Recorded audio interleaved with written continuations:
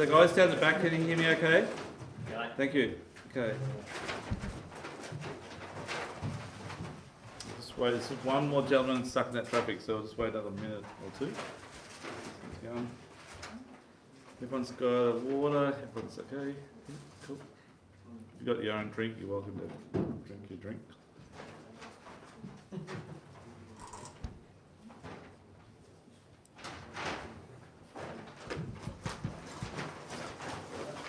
Good one.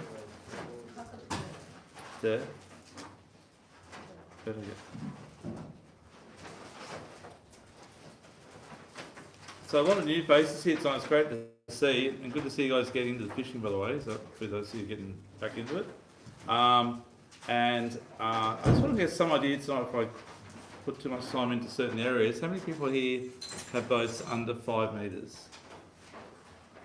How big's your boat, mate? 4.6. 4.6. So my boat's 4.8. I go to 36s regularly on a good day.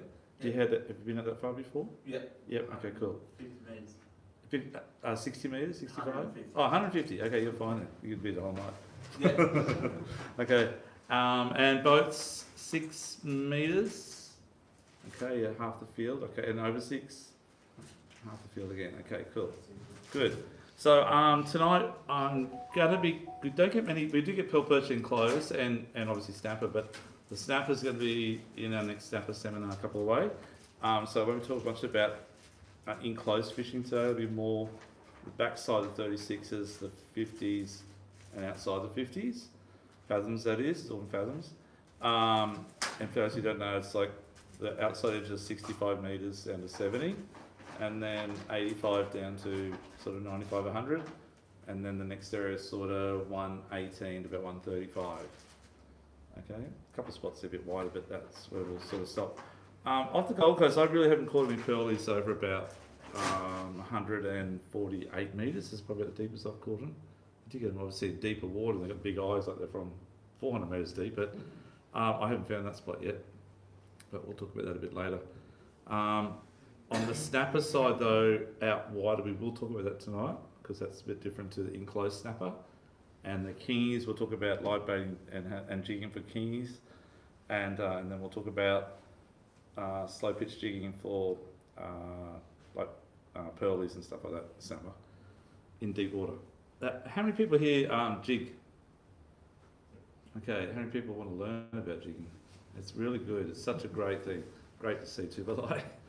Really, really good. So yeah, I'll emphasise a fair bit on jigging.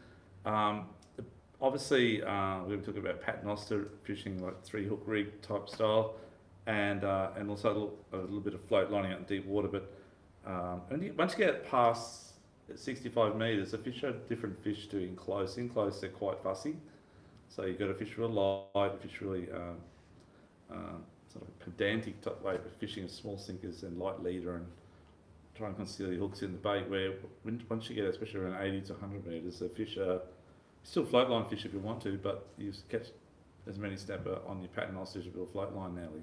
It's like probably maybe I don't know, 3 to 1 or 2 to 1, not say 2 to 1 probably, floaters versus paternoster for big fish. But in close, it'd be probably 100 to 1. You get a big one on paternoster in close, it's a freak or a dumb fish or something. Where float line in close, it's the go, you know. So different scenario. Yeah, just another minute. Sorry, we had the same problem last time actually, and then the guy rang and said he couldn't make it, so he didn't turn up. We waited for another few minutes. But, so yeah, that's good to see. And who got out last week in the really good weather? I can't believe most people I spoke to didn't get out. You got out, Auckland? How'd you go, mate? Did. I said with no boats around. So we saw a jet ski hooked up. That was about it, but that was only 24. Just in close, mate. No, you tried for mackerel, mate, or? We tried for mackerel. Yeah. Tried for cobia. Yeah. Jet ski fought something for about 40 minutes. Yeah, right, okay. Didn't see what he got up. Yeah, yeah, and no cobes on liveys at all? No. Yeah, there's quite a few caught, but that's sort of here, there and everywhere, you know? Yeah. No, not cool. How'd you go? I went out and got nothing other than mac tuna. Beautiful. They're good tackle testers. Oh, yeah, good fun. They got around that, yeah. Yeah. It's a difficult thing to catch sometimes. We were out in the 50s the other day, on the other afternoon, and we caught 14 snapper. Did you get some good ones, mate? Did Yeah. you? So yeah, well done. there's nothing at the bottom, but like in the sounder. we just Sometimes dropped it down. happens, eh? Yeah, Just there, we got some guy told us to spot and jump down. yeah, Yeah, pulling them one after the other. Yeah. Just on dirty old bait. yeah. Right. Yeah. Well, just So- paternoster. Yeah. Yeah, that's what I'm saying. Yeah. So They don't care. just dropped the big, Yeah. big killies down that low. Yeah. Good stuff. Yeah. So Yeah, the snapper just showed up, and the pearlies had just showed up on the reefs now. The kingies have been there for about 2 months. Anyone been out chasing the kingies on the 50s at all? Had you got a few, mate? Yeah, they've been extreme. On live bait, yeah. I'll teach us the way tonight. I had a live bait as well, a bit different to the way we normally do it.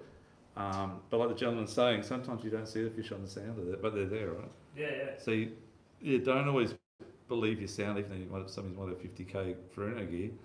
It does. If the fish aren't on the sound, it doesn't mean they're not there. Drop your line down, it's the only way to find out. Then if you get nothing, obviously it's not there. So hightail it out of there. Yeah, but I will talk about sounds a bit later tonight as well. So I think we might get started now. You can catch up with us. So yeah, Doug Burt, welcome to come along tonight and enjoy the seminar. It's based on the one we just done a couple of weeks ago. Some of you might have watched that online. We've had a lot of people were upset they couldn't make it, so we changed it around. And yeah, we've got a second one going, so that's it. But talking about pretty much the same stuff we talked about last time, a little bit different, based on just what's happened in the last 2 weeks in the fishing scene. So it was 2 weeks ago, things have changed a lot. We went out like 3 weeks ago chasing pearlies and up against the gentleman maybe? Sorry, stop. Gentleman's coming, Jack? Yeah. Fantastic. No, you're right, matey. Mate, not because you've been a bad boy, but you get a front row seat right here, my friend. How are you? No worries. Yeah, good mate. Good on you. Because I was telling the guys we just do similar to the last format, but we just change it a little bit. Yeah. Okay. So yeah, so the fish have really turned up the last couple of weeks, which is what it's all about. I'll just tell you a little rundown. We went out last Saturday. You might have saw it on Facebook, probably did.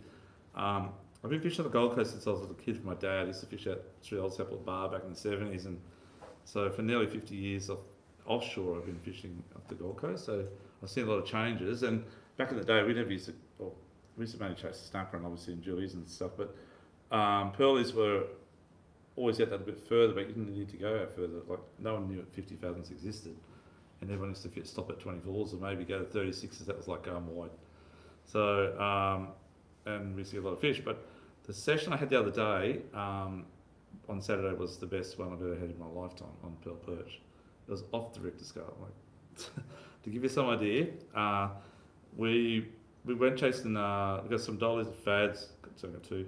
Went to the King Reef. Got one. It was about 10 kilo. They weren't really biting. They were there, but they just weren't biting very well. And I think it was more of a bite time. It was not so a bit later in the day. So we decided we spent like 4 hours. It was about 10 o'clock. So to hightail it up to north of Jumping Pin in 128 metres, which I think you guys have made that mark on your thing there, which we'll go through a bit later. And on the way, they're only gone for about 4 k's. I sat on the fly bridge with my mate on his nice big boat. And next minute, we just both went F at the same time because this thing went on the bottom like that on the sounder. And we went, holy crap, look at that, you know, and it's just like covered in bait. It looked like bait. It's massive. It was only about 3 or 4 metre rise.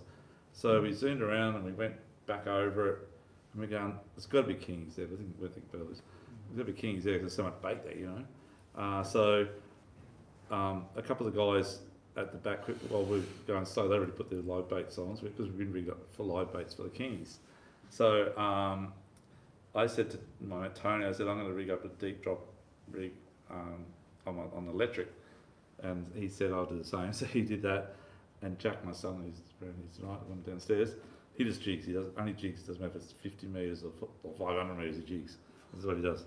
And yeah, so he set up his jig on this rod here, actually, that Zach rod there.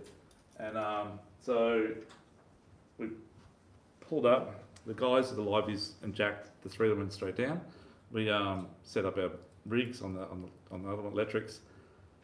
They were pretty well near the bottom by the time we got our lines. And what is our lines are going down by this time?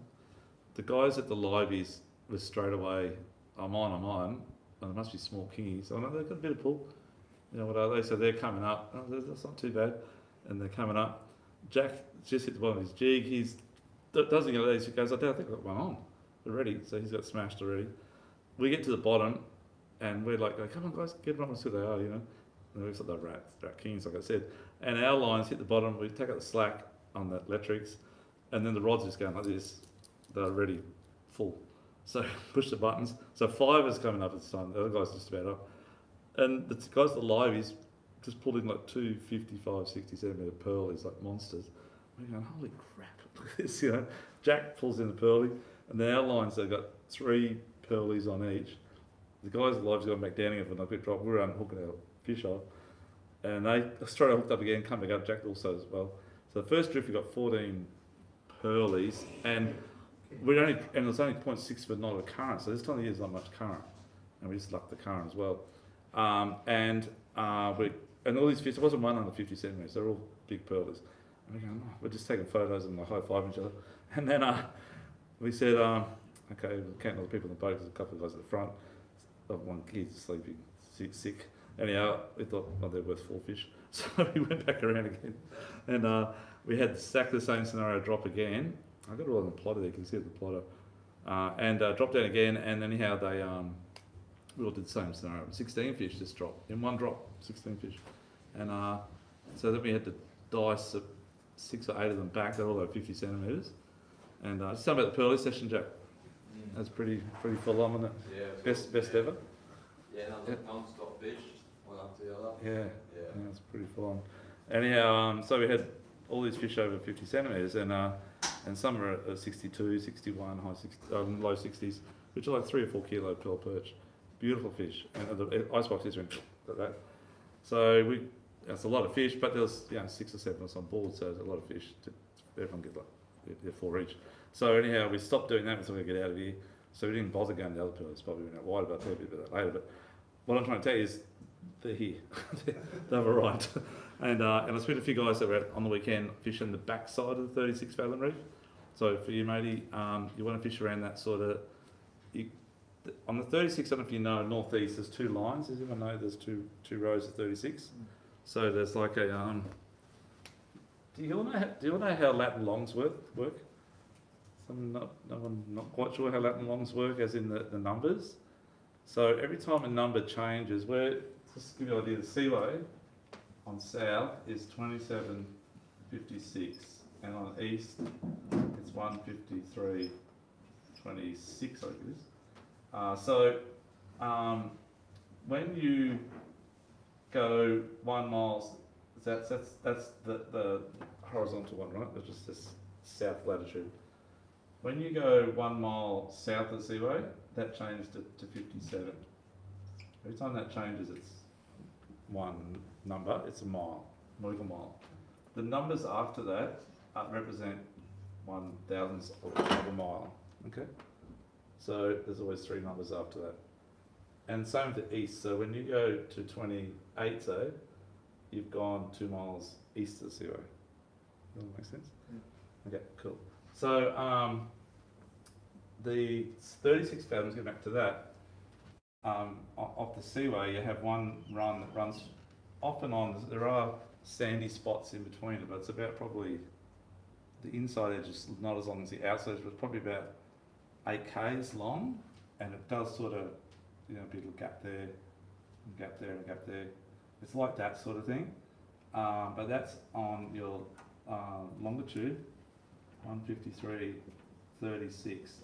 And exactly 1 mile out from there is a bit longer one that runs for about 10 k's, from about east of the jumping pin to just north of the seaway bit, around the east of the seaway, and it has also little gaps in it, but it's the same reef all the way down. So if you actually had a nice day, you could drift that whole reef, but it's only skinny, very skinny. So width-wise, you're talking probably around 100 metres on that one, maximum, and maybe it's similar to this one, but the outside edge is a bit wider because it slopes down really quickly. So this one here's at 153.37, okay? I know it's hard to see at the back there, sorry guys. But the this one here, it comes up maybe about 3 to 4 metres in the higher spots, and it just goes from sort of 65 metres this side up to about 62, then back down to 65, and 65 all the way to get to about here.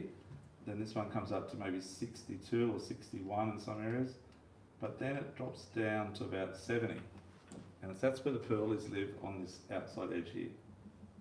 Snapper on here. Sometimes the snapper there, sometimes they're there. So in snapper season, if they're not there, they're there. That depends which run they're on. But the pearlies are always here, and then it tapers off a bit, and then it sort of tapers down. That's out 36, right? Yeah, both on the 36s. They're both the 36s. They're a mile apart. So that's between the Seaway and Jumping Pin, if you fish that area. If you fish south of the Seaway down to Tweed, there is no inside edge. It's only up here. Okay? So it's just sort of goes all the way down, sort of. Yeah. So just sorry about that. But for the 36 fathoms, that's where the pearlies are. On the 50 fathoms, it's a very similar scenario. You will get them on the top of the pinnacles and around the reef. There's a bit of wireweed, but they are predominantly on the outside. So if you can imagine, that's the 50s now. This one doesn't exist. Sort of slowly tapers down, but then it comes up, and you're looking at about out off the Seaway, off the Jumping Pin side, about 153.42. As you get further south, that number changes to about 46 down Tweed, because the reef sort of curves a bit like the Gold Coast curves a bit. As you go south, it comes out more. Just trying to give you some idea of where you're fishing, guys. Okay, that's a bit of time, but trust me, it helps you. So when you get out to the 50s, that'll come up to from 85, 86, in some areas up to 78 or 79. But generally, like that's there we get the kingies, which are on those marks there. It's about an 8 metre wall on the west side, straight up, or 9 metres, and it's about probably half a K long. And that's where you get the big amber Jackson kingies. You get good snapper there too. And then it's sort of a little bit bumpy for about 300 or 400 metres east, and then it just drops off, and that just keeps going down. Well, that's the edge of the shelf. It just keeps going then. And the angle, a bit like this here, this actually is it here. So, see, this is the land. We have a ridge that runs all the way in from Point Lookout to Tweed in about 20 to 25 metres. That's what we call 12 fathom reef, or Mermaid Reef or Palm Beach Reef. It's all on that same ridge, okay? Then we have the 17, 18 fathom reef, which is like the pinnacles of Southport, Focus Reef of Focus, the gravel patch of Burley, something like that. And then we have 24 fathom reef, which is 40 to 45 metres, and that runs all the way from Point Lookout, again all the way down to past Sully's, past all those reefs, all the way down to off Tweed, off Kira. And then we have 36 fathom reef, then we have the 50 fathom reef, which is here, 80 to 90 metres. Then it goes down, but there are little bumps on the way, which is, well, we were heading out the other day to that area, we found one on the way out, but 120 to 130 metres is your next lot of little bumps. This seems to be a little ridge, and it's in a lot of areas all the way down our coastline. And then you get a lot of areas that actually come back up in about 180 to 250 metres, especially around that 200, 220. It comes up. But we'll talk about that deep dropping. Then there's one at 300, then it's a 350, and one at 400 to 600.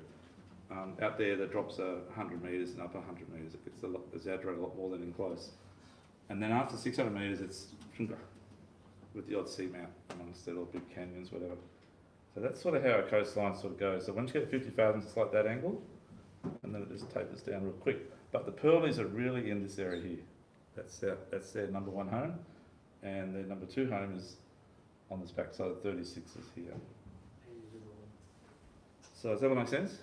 Yeah. Okay, good. Okay. The next thing you need to learn is about, has everyone been caught out the bad weather out here? Yes. Yeah, okay. So there's a few secrets to know about bad weather. I just want to fill you on this too, because once you get all this in perspective, you can then go with a bit more confidence. Because going out a long way is a bit of a confidence thing. Once you've been out heaps of times, you don't care, but because you sort of know you know your boundary. But until that time, you need to learn, and a lot of people obviously haven't been out there, so you need to learn. We're at a big bay here. It doesn't look like a big bay, but we are. So from Point Lookout to Tweed Heads is this big bay that's nearly, those 2 points are nearly on the same longitude. And we're inside the bay here. Cape Byron is just out that little bit further, and that's sort of nearly on the same longitude as our 50 fathom reef. So if we get a southerly blowing, and it generally tends to feel like southwest, you get out to about 60 metres, and once you get 60, 65 metres, it tends to all of a sudden swing around to the southeast. But it always was southeast, but just the way our land is here. So remember when you got southerly blowing, as you get out further, it gets a lot rougher. Once you get out past around the 100 metre line, it's open. There's no Byron Bay protecting you. It's just whatever the wind's blowing, that's what's blowing straight off Antarctica, I guess, because that's the most eastern point. So in southerly, it's exaggerated as you get out further. The other thing with the southerly too is you've got current, not too bad this time of the year 'cause it's starting to drop off, but if you've got current in summer and you go marlin fishing or something, and you've got 3 knots of current against 20 knots southerly, it's like the pressure, it's like the seaway and the run out tide, the pressure waves, but it's out in the oceans. That's quite scary sometimes. And sometimes the waves will break and it's quite, and the metre on 2 metres will break like a surf wave. So it's pretty unusual. So if you've got a strong southerly with a strong current against it, it's always running south, the current, please, I wouldn't go out deep water so much. You say the current's always south?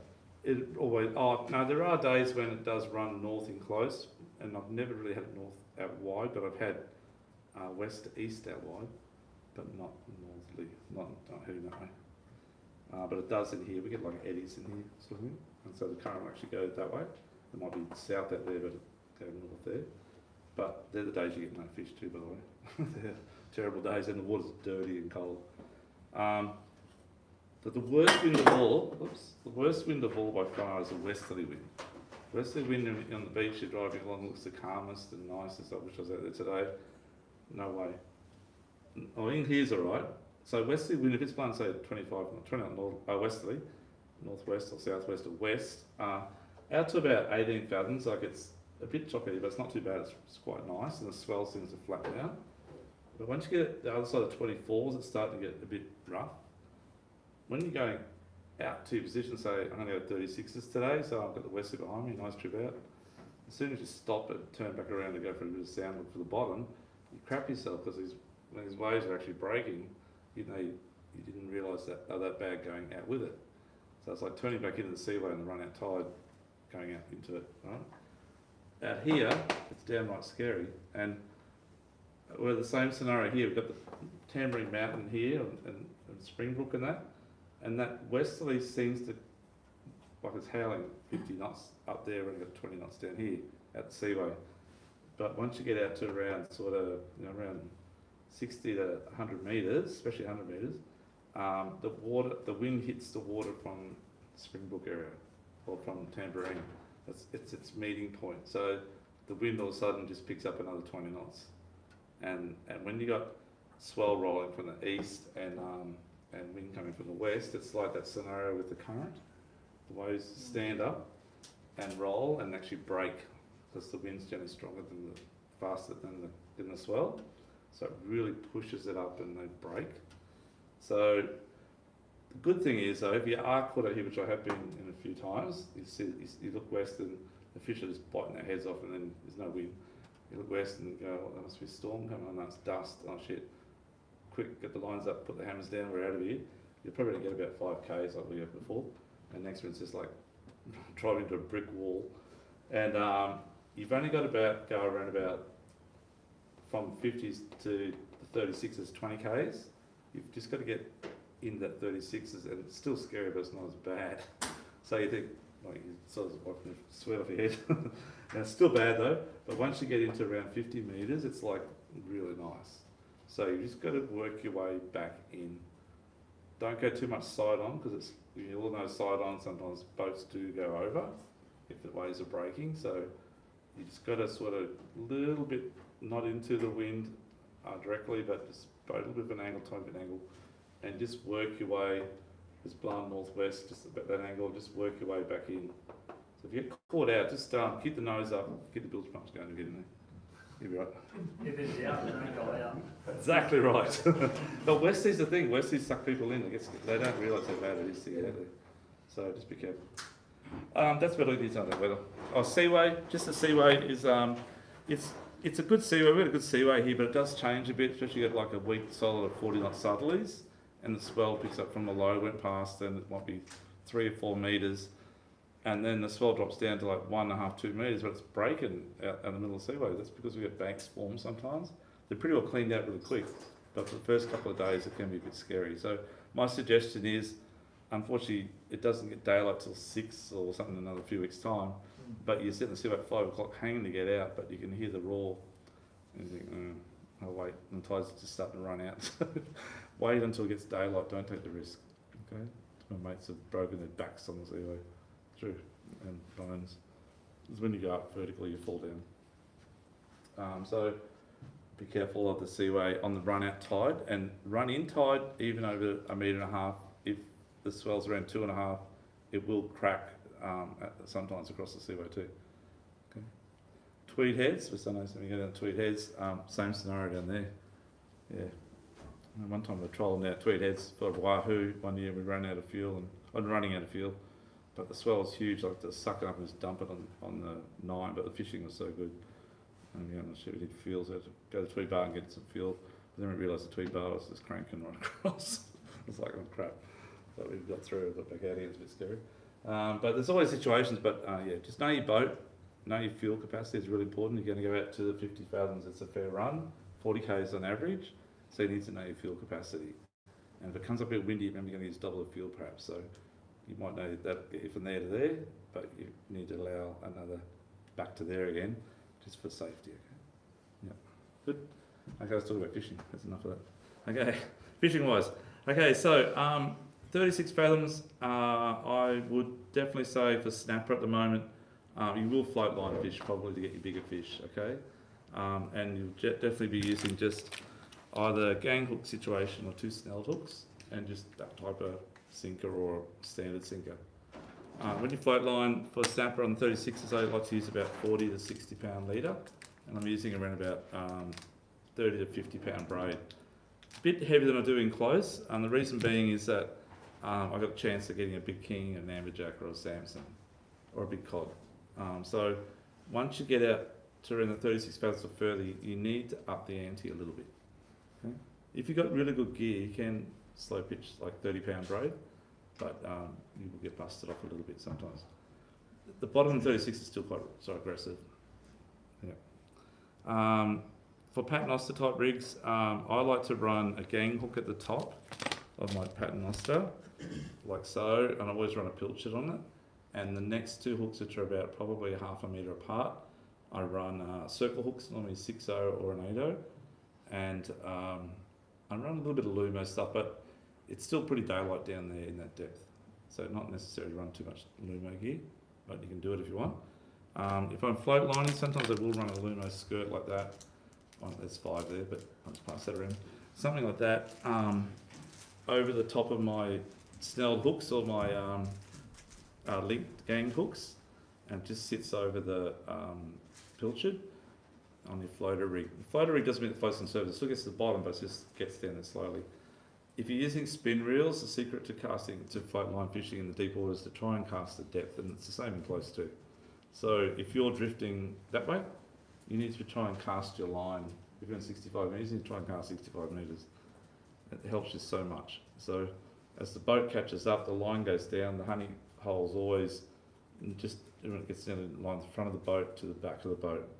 And that time it's normally within about probably 10 or 20 metres of the bottom in 65 metres, and that's when you get those big snapper, just nail it. Once it gets out past the back of the boat, and hasn't made contact with the bottom, there's too much drift or too much current, you need to reverse back. You really need to learn to reverse your motors, guys, on the boat. For those who've got bigger boats, like you need to have someone on the helm. Simple as that. And if you take turns driving, then you have to do that on a big boat. If you've got a little boat, you need to, if you're the driver, you need to learn to drop your line, let the other guys go first. They're like the scouts. and you know exactly on the GPS when the fish are coming. Then you drop your line, and their line's at the back. They're going, Doug, back up, and hang on a second, mate. My line's on the bottom yet. Otherwise, my line's going to go that way. So, and then you back up, and until everything's right. By that time, your line's gone up a bit forward of the boat. Their line's at the back of the boat. As soon as you back up, you get bites straight away. It's just magic how it works. Is everyone... Sorry, how true is it your motor noise and the sound that spooks? Okay, we leave our sound going all the time, every time. I got mates of mine that are pedantic about turning the sound off. They just use their GPS. Unfortunately, most sounders these days run on still pulse in the bottom. So even though you get the sound turned off, they're still actually kicking bum, bum, bum, bum, to the bottom. If you dive outside the boat, you can hear it. It's quite loud. So you dive out of the boat over there, but when you're inside. And the only way to do it then would be to use like a Navionics app on your phone or something like that that turns the switch the whole system off. I only do that if I'm at anchor sometimes, but I fish a lot with the pro out here. Used to bottom fish back in the early 2000s, late 90s. And Bob Garden's his name, a 42-foot stepper, and he's a really good snapper fisherman out wide. And he'd have the sound turn off, but we'd get fish, and then they go quiet, and then about half an hour later he'd say, time to turn the alarm on, you go and turn the sounder on, next when they come on the bite. So it works both ways, I think. Yeah. When you're drifting though, you're drifting over ground. I believe fish do follow you, and you know yourself when you go off the reef, they'll follow you for about another maybe 100 metres. They feel then they're out of their safe zones, they swim back. But you still keep getting fish after the reef sometimes. It's a bit like the sounder thing, I think that you're pinging them, but those fish are gone now, and there's the next lot coming. So there's always fresh fish that aren't concerned about that constant noise. As long as they've just started hearing it. So, because you're drifting quite fast normally. And with the backing up and so forth, what about using the Jet skis? trolling motor? A trolley motor. So if you got a spot lock on your outboards, which they do these days, or an electric motor, really good in the wind, useless in the current though. So everyone thinks that they're great for current, but they're not, because your line goes punk out the back like that. Yeah. So it's actually hard to fish. And but when you got wind and not too much current, and you're on a good position, you hold yourself on that position. Plus that's what I was thinking when you said the reversing back, you can't you use the electric motor to... Oh, yeah, some guys do actually. I don't personally, but I've got a couple of guys that do slow ticking forward, but their lines do creep out the back, but they're holding themselves generally in the same spot. I find it much better to go actually the other way faster. Unfortunately, you drift faster, get a lot more bites, and then you just go back and do another drift again. When you do your drifts too, guys, learn to do not the same drift exactly twice. So do one. You should all be drifting, by the way, too. Anchoring up's not too bad, but you don't do it in 50 fathoms to pull the anchor up, unless you got a young guy on the boat wants to do it. I don't know, but Jack. So yeah, electric winch, that's a good. But anyhow, you do your first drift down, and obviously sometimes drifts change too. The wind will just move a little bit more that way, or the variable you go that way. But generally, you do your first drift down.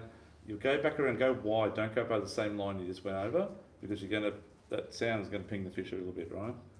And then the next drift, just go. And it's good to fish. Sometimes the fish are just 20. You've got a few fish that drift, but if you just go 20 or 50 metres to the east, and you know there's still reef there.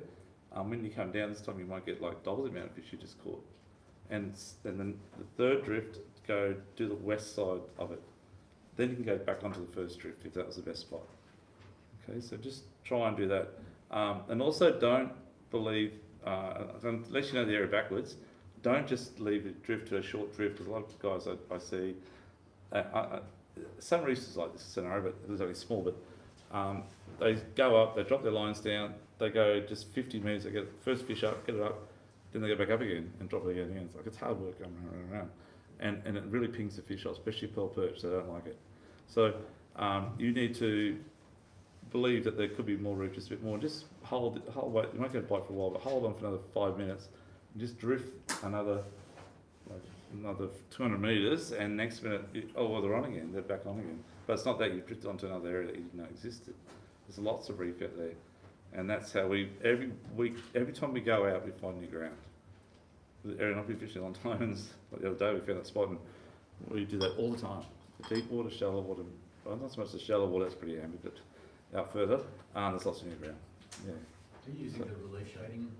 Yeah, so we do That's one a that, game changer. yeah, so good. We do use that when we're in the deeper water, Auckland on the Seamap Reveal. Yeah, and on that new, did I send that stuff through? I haven't sent it to you guys yet, no. That, what's it called? Bathy Maps, is it? Has anyone tried the Bathy Maps yet? It's an incredible thing. It's about $75 a year on your phone. Is But that- seafloor mapping? Seafloor mapping, Yeah. 100%, and it's got the relief shading as well. And just like everything's at shadows, so you can actually see the holes and the spikes. I want to wipe both the garments this weekend and put all the relief mapping. Oh, it's incredible stuff, mate. I sit there at night time, my wife goes, go to bed, I'm searching for new ground all the time. Dunk, dunk, dunk, dunk. Rip charts is the one. that's Yeah, like- Rip Charts is the same thing too. Yeah, Rip Charts is very similar as well. They're all using and sharing the same knowledge now. It was only all released about 3 months ago. Well, Rip Charts had it last year, we'll admit, but it's improved since then as well. And if you guys haven't seen it yet, you'll be blown away. We said at Fraser, when it was, you could see Spot the on. craters and everything, Yeah. just straight to the mark. Yeah, that's it. All of a sudden the seafloor comes up. and You just nailed it. So instead of the days we're going around looking for new grounds and trying to find stuff, this other day we found it by accident, but you just now you sit at home. With the Bathy Map one, you can't actually transfer the mark, but you can get it, find it, photograph it, get the number and write it down, just transfer it across. But you just go now to straight to the spot. So the other day in the 350 metre mark, we found the spot about October last year, but the current is doing 4 knots. And we're deep dropping now, just change that real quick. And we went out there, and it's sort of like a bit of a bend, it's about 400 metres long, but curves, so it's really hard to fish in 3 to 4 knots of current and 400 metres, 350 metres of water. And we're like, wow, we just couldn't, we kept on missing it. It's like landing a parachute on a grain of rice, right, to get on the fish. And yeah, the other day out there, we went out, we just had a quick go, and had like about an hour. We said, let's go and try the spot. So it's only about 8 k's from where we were, so we zoomed out there. And it was 0.8 knot of a current. We dropped down straight away, bang, bang, bang, bang, started catching fish. And then we getting bigger fish, and it was incredible because, and that was using the map, and we'd never been there at the other spot we I'd marked it the night before. Went straight to it, it was straight away, dropped 20 metres. It's just a ledge, 20 metre ledge straight down. It was loaded with fish. It was like, wow, they're so good. So you don't waste any time, you don't waste fuel, and you're on the spot. And that same thing refers to enclosed, because all close is mapped out too. And there's ridges and little spikes that I didn't know existed, but when you go there, it's there. Yeah, so Cheating, it's like looking at a photo of the moon. it is. That's what it's like. And anyway, so it's called. I'll send it to you guys. It's called Bathy Maps, and the new Navionics. Who has Navionics on their phone here? Navionics or it's now called boating, I think. Yeah. Yeah. So the new boating version, it's about $35 a year for the good one, the good one app, and it also has full Bathy Map system on it, or that type of system. So relief shading. So I would really suggest you do it, but you probably might get a few arguments at home if you spend time. It's like kids on a game on my maps. Anyhow, it's really good. But get away from that for a sec. So definitely we talked about float lining and 36s. Bottom fishing, fish the outside edge. You're going to get down to around that 66 to 69 metre mark. Once you get to 70 metres, it's sort of, there's nothing. It's just sand again, okay? But in that, just that 3 or 4 metre drop down that side, on the outside edge, that's where all the pearlies live. There are some spots off Southport. Jeff Ferguson many years ago found it back in the 80s. It's called Fergo's. It's out in the east of sort of the Southport, and it's the only spot I know off the Gold Coast that's in 42 fathoms. So it's halfway between the 36s and the 50s. Okay, it's about if you get 36 fathoms, you can't quite see the boat out there, which is really good, because they don't see you out there, so you catch some fish, and it's a really good pearly spot, and bar cod. Probably the closest spot to get bar cod actually in numbers. They're only up to about 6 kilo. Okay. And the big pearlies there, 50 centimetres, 60 centimetres. So from there, Seaway out to there is about 28k, so it's not too far. To the 36s. To the 42 fathoms. Oh, Yeah, 36 only 20k from the Seaway.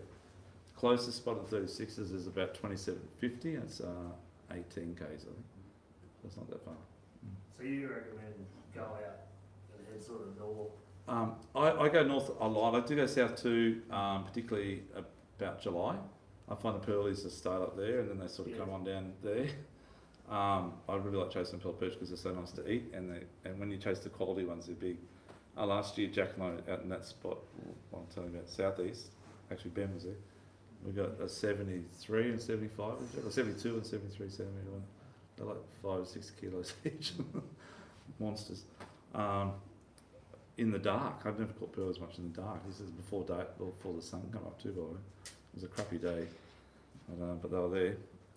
But yeah, so that's around the 100 metre line. So if you fish the 50s, the best pearly fishing's about 90 to 100, 110 metres, and wire weed. So they're not so much in, they're on the edge, but they're not so much in big pinnacle areas. I think they get eaten, so they stay away from there. So you want to try and find bottom like this, that's just fairly low with a little bit, maybe a metre rise or 2 metre rise. And that's wireweed. Wireweed just looks like that on your sounder. And that's their home. They love wireweed. That's what we were picking up. I don't know. It's like a big coily spring. Yeah. Yeah. So it feels weird if you grab it. It feels quite weird actually. Yeah. It's hard. You don't have caught wireweed on the lines. Yeah, so it's quite weird stuff. But the pearlies will be, if they're, like you were saying, mate, if they're not on there, you won't see anything. You just see the wireweed. But they're in amongst the wireweed. And when you start fishing, all of a sudden the sound lights up and they're there and they're on the bite. Other times they're stacked up above the wireweed, and I've had them stacked up. One time we're down at Tweed in about 82 metres or something, and we had them up to about 60 metres, so really up high. And we actually, I don't do it much because I don't believe it works that well, but it worked that day, a few times actually. But we dropped our line down to the bottom, wound up 2 colours, 20 metres, and then drifted, just dangling the line, and it's boom, and they'll be on. And you're just drifting through this stuff, you know. But I always like to drag the bottom. If you get caught in wireweed too, you can just drive forward a little bit on the boat and it'll pop out. It just pops out. Or you just hold on. Eventually, you rarely break your sinker off. It'll just pop out. Another thing too, when you're bottom fishing, I like to run the same weight line way through. My dad, years ago, lead was cheap, so Dad always put like a 20-pound breakaway sinker on you for every time, another sinker all the time. But you got your rig back. That's the way they fished back those days. Not good for the environment. But now I just run my 80 or 100 pound right through to the sinker, and I got a good chance then of pulling it off most times. Okay, but that's what you want to look for. I don't know if I had many guys come in. They say I go to the 50s and it's just flat, but you it's flat because even your sounder zoomed in. You got to zoom in your sounder. Those you should all know that, I hope. So. How many people have 2 screens on their boat? I plan on having 2. Okay, so most have got 1. So if you've got 1 screen, can you split? How many people split their screen to 3? 4, yeah. Or 4? Yeah. Okay, you should be able to do it. Yeah. So you want to have half the screen designated for your plotter, because it's important to see yourself zoom right in the plotter as well. So if there's not much current, not much wind, I'd be having it on about a maximum 200 to 300 metre area, a diameter on your plotter, that little scale thing, or zoomed in even more. If you've got a little bit of current, you need to probably zoom out to about 500 metres to 800. If you've got like 3 knots of current, about a K, which you'll move quite quick. On your sounder side, you need to, I don't like flat bottom, I like to have my bottom zoomed in the same as the picture next to it, but a bigger version of it. I just seem to be able to read it a bit better. But everyone's different. Some people like flat bottom or inverted bottom, so you look at the bottom 5 metres up the other way. But I split, if you only got 1 screen, split that, so you've got half GPS, the other half's your sounder, split that one in half, and you're looking at top to bottom 0 to 70 metres or 0 to 100 metres. And the zoomed up, the third middle portion should be looking at sort of the bottom 20 or 25 metres max. That's, so 1/4. At the maximum size, if not even more zoomed in. So if you're in 100 metres, look at the bottom 25. If you're in 70 metres, look at the bottom 15 or 20 metres. You know, 24 fathoms, you look at the bottom 8 metres or 6 metres. And that's how you see your fish, and that's how you work it a lot better. And don't be shy to use your icon button as much as you can on your GPS. So as soon as your mate hooks up, it's worth the exercise to quickly go up and tap the screen and put a little icon on there. And just do that on your GPS, and my screen's just alive with icons. But I know when I get there, the wind's blowing that way, and I see my icons like that. That's the drift I do. That's where the fish were in that direction. And then my other one's icons are going this way, like this way. Or this. I can go to any one of those starting points. You need a starting point and a bottom point on every drift. Really important. So your bottom point's where you don't waste any more time. You do like I said before, but I've got down to that area and I've marked it where my bottom definitely is, and that's my point. And I know the width of every reef, and I know how much I can go on it. Okay? So the more you get to do that too. That'll save you a lot of time, a lot of fuel, and then the next thing you need to know is bite time. Bite time is really important. I have a bit of a believer that bite time is always 2 hours after high tide. You get obviously a high tide bite and low tide bite, and you'll get a moon rising bite, but the predominantly most popular bite is 2 hours after high tide. I use the tide for fishing. Yes. That's unreal up there. The app? Yeah, Yep. it's just a thing. I just downloaded it, like you just go on the thing, Yep. tides for fishing Gold Coast. Tides for fishing, okay, Yeah, and it just comes up with all that, the bite time. Yeah, the bite time, yeah. How far your saluter is. And Yeah, good, all they're that very sort good. of stuff, and yeah. It's so true, like if your bite time says crap, it's going to be crap, trust me. For some reason it just works that way. It's to do with the moon under the, not on the horizon or whatever it might be, they just don't bite, you know. Northerly winds tend to be a little bit hard on the fishing sometimes, particularly in close, but out wider I've caught some good catches in northerlies because it's deeper, it's a bit different scenario. Southerlies, they bite well. Just the light southerly, light easterly is the best wind by far to fish outside. But with the bite time, like I said before, if it's high tide at 11, I'll hang out till 1 because I know at 12:31 they're going to start to really bite, and especially all your bottom species in particular. But marlin, same too, same scenario. It doesn't matter what time of the day that is, it's when it bites. And the best bite time is generally the last, although it was a full moon the other day, but that was because they come to bite mid to late morning or lunchtime sort of thing. If you got the new moon, which is coming, the full moon's gone now, so the new moon's coming up, that 3 days before the new moon, or 4 days before the full moon, new moon will be the hot bite time, which is sort of last quarter, and just after that, and once it gets closer to the new moon, they'll go a bit quiet again. Then a few days after that, when it comes up to the first quarter moon, they'll come back on the bite again, and that's the peak time. And if you look at your saloon charts, that'll be like your 8 out of 10 or 10 out of 10 times, and that coincides with the moon rising, or that 2 hours to high tide. That just puts the cream on top of it. That's the perfect scenario. But generally, full moon itself, a few days before the full moon, a couple of days after, they don't bite during the day, but they bite really well at night. So you go chase dewies and stuff like that. Trade dew. Okay, dew is another species we should talk about too, but it's in closer. But how many people chase dew at night time offshore? Okay, it's very good. It's very easy to catch. Jack will tell you. Like we go out and we'll get our bag limit in 2 drifts, 20 minutes, time to go home. And they're all metre 20 or metre 30, like 20 kilo or 15 kilo. Where's that? Oh, just out the front, just on the 18 fathoms. Anywhere on 18 fathoms, we got a little bit of pinnacle, a bit of bait. Yeah, bait grounds at the front. Oh, have you? It's running close on 10 fathoms. Yeah, I've got until the 21 now. Have you? Live. Yeah, live bait. Yeah, just Yeah, live yakkers, slimies, whatever you can get. We can caught them on goatfish, you know, whatever you can get on the time at the time. Legal size tailor, good. Has to be legal. That's the truth, is what the guys 25 centimetres. Anyhow, but yeah, the tail are very good actually. Pike are good, whatever you can get. And you just fish the same system I'm about to show you in a moment, or you fish just a big ball sinker onto a snell hook. I run my ball right on top of my bait, on its head, pretty well, on top of the hook.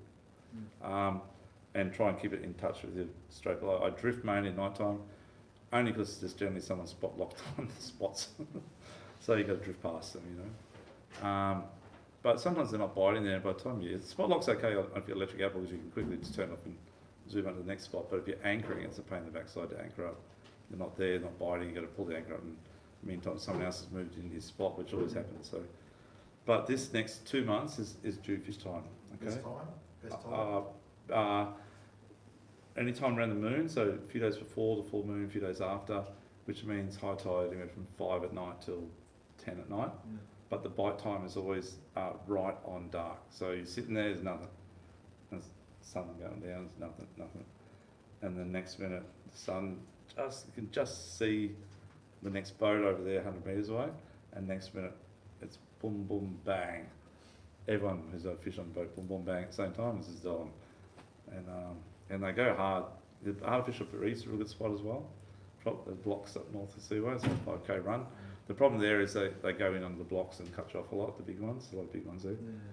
But it's a great spot, yeah. If you get, but you need good weather and a little swell. Because if you do get that early tide, that's like 5 or 6, and they're on the bite, you might hang out till 7:30. And you've got already 2 hours of run out happening, and you come back in the run out, the swells up a bit. It's a bit ugly. So you don't want that problem at night time. You've got full moon, you can see what's going on, but you see the big waves too. So be careful of the swell. Ideal scenario is 5 knots, 10 knots of wind and metre swell, a metre and a half of swell. But I go straight to the local reef, 18 fathoms, where they're getting all the doggies and spotties at the moment, or the artificial reef or the bait reefs. Mm. Yep. You need to get live bait before it gets dark though. It's really important. Have you got bait spots marked at all? Yeah, so the other day, last few trips out we've had hard to get bait because we're chasing the kingies recently. We've got to get bait, right? You can get bait out the 50s, like normally Spot X has it in other areas. But how many people use live bait first? Okay, those of you who don't, you should use it. It's a bit of a difficult situation, like the gentleman's saying, at this time of year, because you don't want to sacrifice that waiting until daylight, which we did the other day, hey Jack? They would not bite till that sun came up, did they? We were there at like 5 and 5:30, still nothing. And then we got one, and it slipped out of the hand back in the water, like crap. so we thought, oh, let's just wait. So we waited, and it was about 5 to 6, they'd come on. And they just come on, then you get like 50 in 5 minutes, 10 minutes if you've got 2 of you jigging. And they're like 3 or 4 a string at a time. The 2 weeks prior to that, when we were out there, and we bagged out the kingies, we got some big slimies there, the same spot. They weren't there the other day, but that time they were, and there was 6, string of 6 every time. Or a bundle of 6, I should say. Yeah, that's it. But yeah, but they were on the tube really good. So the bait moves around a lot. Out the front here on the bait reef, it gets raked by the longliners. Sorry guys on the web there, but the rate, they just, I don't know if you've seen it there at night time, they just hammer it hard. They stock it with bait before they go do their trips out. And it's, unfortunately there's not much bait on the 12 fathom reef or many mackerel anymore because it's depleted. They just hammer it. They don't go out to about 8 o'clock at night when everyone's gone home, and they come back in about 4 in the morning before everyone goes out. So you don't really see them operating. But if you're on the beach or somewhere, you see big spotties out on sort of off seawall, they're 12 fathom reef. That's what we're doing. Okay, ready, that's another story. So you've been getting bait out quite deep as well. Well, in summer it's thick out there, so that's why the marlin the Spot X on the southern end of the 50s there, and the big slimies are the perfect size, you know. So you just drop bait jig down, use a ½ pound lead or even a pound of lead, and I think I've told a few before, but when you're using a bait jig, we've been using these. We've been using these lately. When they're timid, they've been working really well. They're not like the normal type bait jig. The red one's been working really well. But when you've got a bait school, say it's a bait school there, say in just in the closed reef here, and that's 30 metres deep, and the bait's between say 20 and 28, not much on the bottom. What you do is when you use colour lines, so much better, just a big spin reel or bait cast, egg beater or overhead. When you drop out 2 colours and you're in the zone, you're about to hit that where they are at the top there.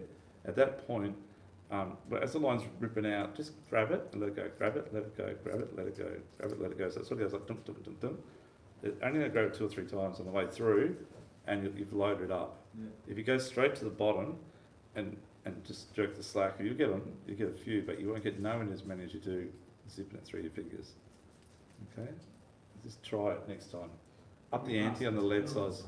Sunday was just tail. We just Tail. and the prince. We just kept going backwards and forwards, and just tail them up, but they're only 6-inch tail. Yeah, yeah. You can't use those for bait. They could boats, but they couldn't use them. Yeah, that's right, yeah. But no, yeah, there's a lot of tail around at the moment, mate, yeah, there's a surf everywhere. So Sportex area about 70 metres north of Track Dew up there. Spodex is in still 80 metres as well. It's on, halfway between the Seaway and the Reefs, we get the Kings on the That's junction. sort of north of 2754. north of Track Dew, Um, a bit deeper. Deep Trags, Deep Trag you're talking about. Yeah, Yeah, so Deep Trags is out past the 42 fathom reef I was talking about earlier, just past it, but before the 50s, it's sort of like a bit of reef there. But no, it's on, I think Deep Trag's 28.0, About Two. still 75 metres. yeah, 77 metres, yeah, 28.2. It's about another 8 mile, 15k north. Oh, Spodex. north of there. Yeah, fairway north, yeah. I can send it to you guys if you want it. Yeah, but it's a marlin place, so this year there's more marlin caught than, I keep skipping out of our subject here, but this year there's more marlin caught than ever, probably 3,000 caught by our customers and their mates, you know, in the season this year. Most I've ever seen it, heard of. Yeah, yeah, so that's getting your bait. So we're going to the 50s, we talked about 36, we're going to the 50s now, same scenario in the 36s with the rig, but this is the rig I like to use, so, not that one, sorry. I like to use this one. So I did this one the other day on YouTube, I think, but my rig, it's quite a long rig. I'd like to keep, when you got kingies on, you learn they'd love to get you on the bottom and smash you. They're just so powerful, right? And the size is generally not too bad, average probably around about that sort of 6 to 10 kilo, but there's lots of 15, 20 and 30 kilo models in amongst them. You will get them jigging, of course. Sort of sabotage, I'm always sabotaged because I'm half blind. But my rig is, I use a pound of lead, okay, so it gets standing there really quick. Years ago I'd use something like that onto 2 snelled hooks and back the boat up, back the boat up, back the boat up. Because I believe with live bait there had to be a bit of finesse to it, right? Not the coast. Don't ever do that way. I don't ever do that way again unless I'm fishing for jews. So I'm using like that, like a pound of lead or 20 ounce, whatever, straight down. I run either 3-way or whatever swivel, and then I just run 2 hooks snell together, like that. Okay, you can actually do, I can't remember which one we cut now, I think you cut the top one, I think. If you do a paternoster, type loop, if you cut the bottom one, is it? Cut the bottom one, okay, there you go. I sometimes do it the wrong way. Cut the bottom one, it never ever slips out, and then all of a sudden it doubles the length like that, and then you just snell your hooks onto that.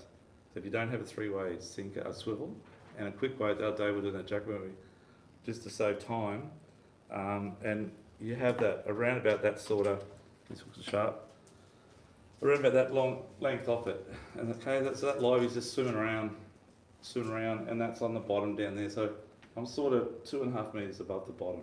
So if I get a kingy on, I've got a little bit of chance of getting him off the bottom before he gets me down the bottom.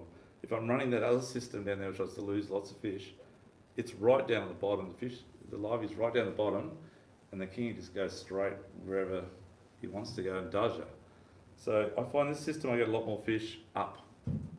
Okay, and on the top of that, I've got a swivel up the top. Always use crane swivels, don't use your other types of your brass top barrel. And on the bottom here, just do a little loop just for my sinker. Just thread it through and pull it through. So does that all make sense? Does you all know how to snell hooks onto thing? Just watch that YouTube thing we did. It's very easy. There's lots of different ways, but the way I do it's the easiest way, and it's quite productive. Are you using electrics on liveys, on the keys? If we get them on the other rig, we do Auckland, but not on the liveys. No, I like to fun. Yeah. So is there any questions on the live rig at all? When you hook the livey up, you should ask that question. I didn't bring a bait here, but I'll show you how. If this is the bait fish, bit of a bad looking bait fish, but that's his eyes there, and that's his dorsal, and his tail's here, sort of thing. What I do, if you imagine his spine's here, right? So the bottom hook, which is the one furthest down the line, it's just on loose. I don't actually dig it through because they're quite fat, those bigger slimies, and it's very hard to get a hook through. I like to have a lot exposed. I believe when they grab it, you want to, you want to hook the fish. So the more hook exposed, the more chance you got. So what I do is I go in through about halfway, looking side on him like this, under his tail, his head. I go through about here, okay, that area, which is about here, and my hook goes in here, inside, and it sticks out so it sticks out like that, sorry, and that's sticking out there.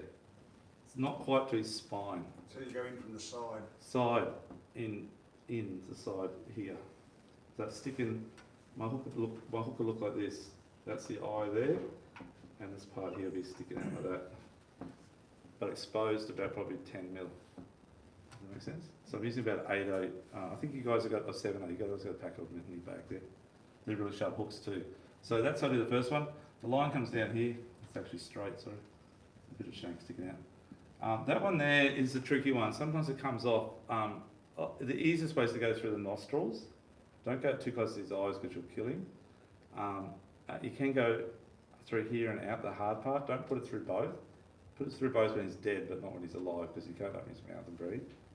So you'll kill him that way as well. So going to go through the top and out, or you go through his little nostrils here, and just like that sort of thing. Like that, and that line's coming down here, down the side. And if the hookup rate's very, very good. Landing, it's not the easiest, but hookup rate's very good. The other day we've got those pearlies. That's the same system I do, because obviously we're going for kingies, not thinking of pearlies.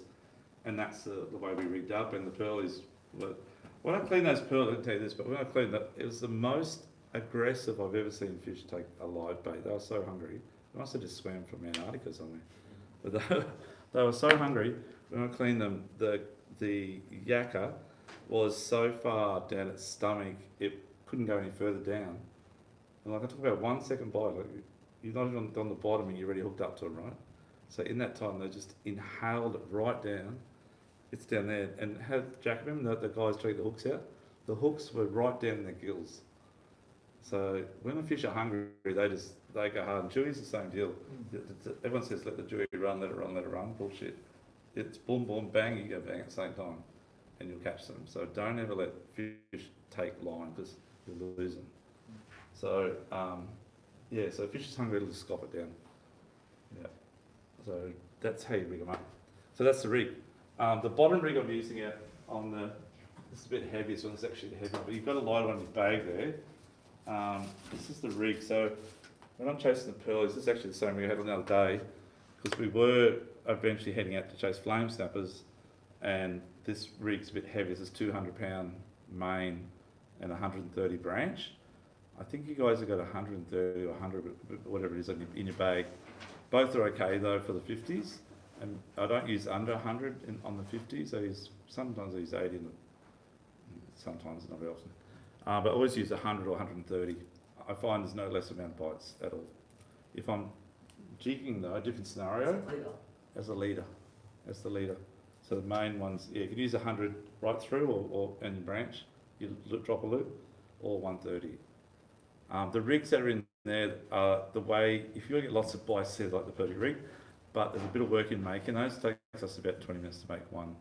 So if you just want to tie paternoster, cut the bottom one, and then you can put your hooks on from there, or you just thread it through.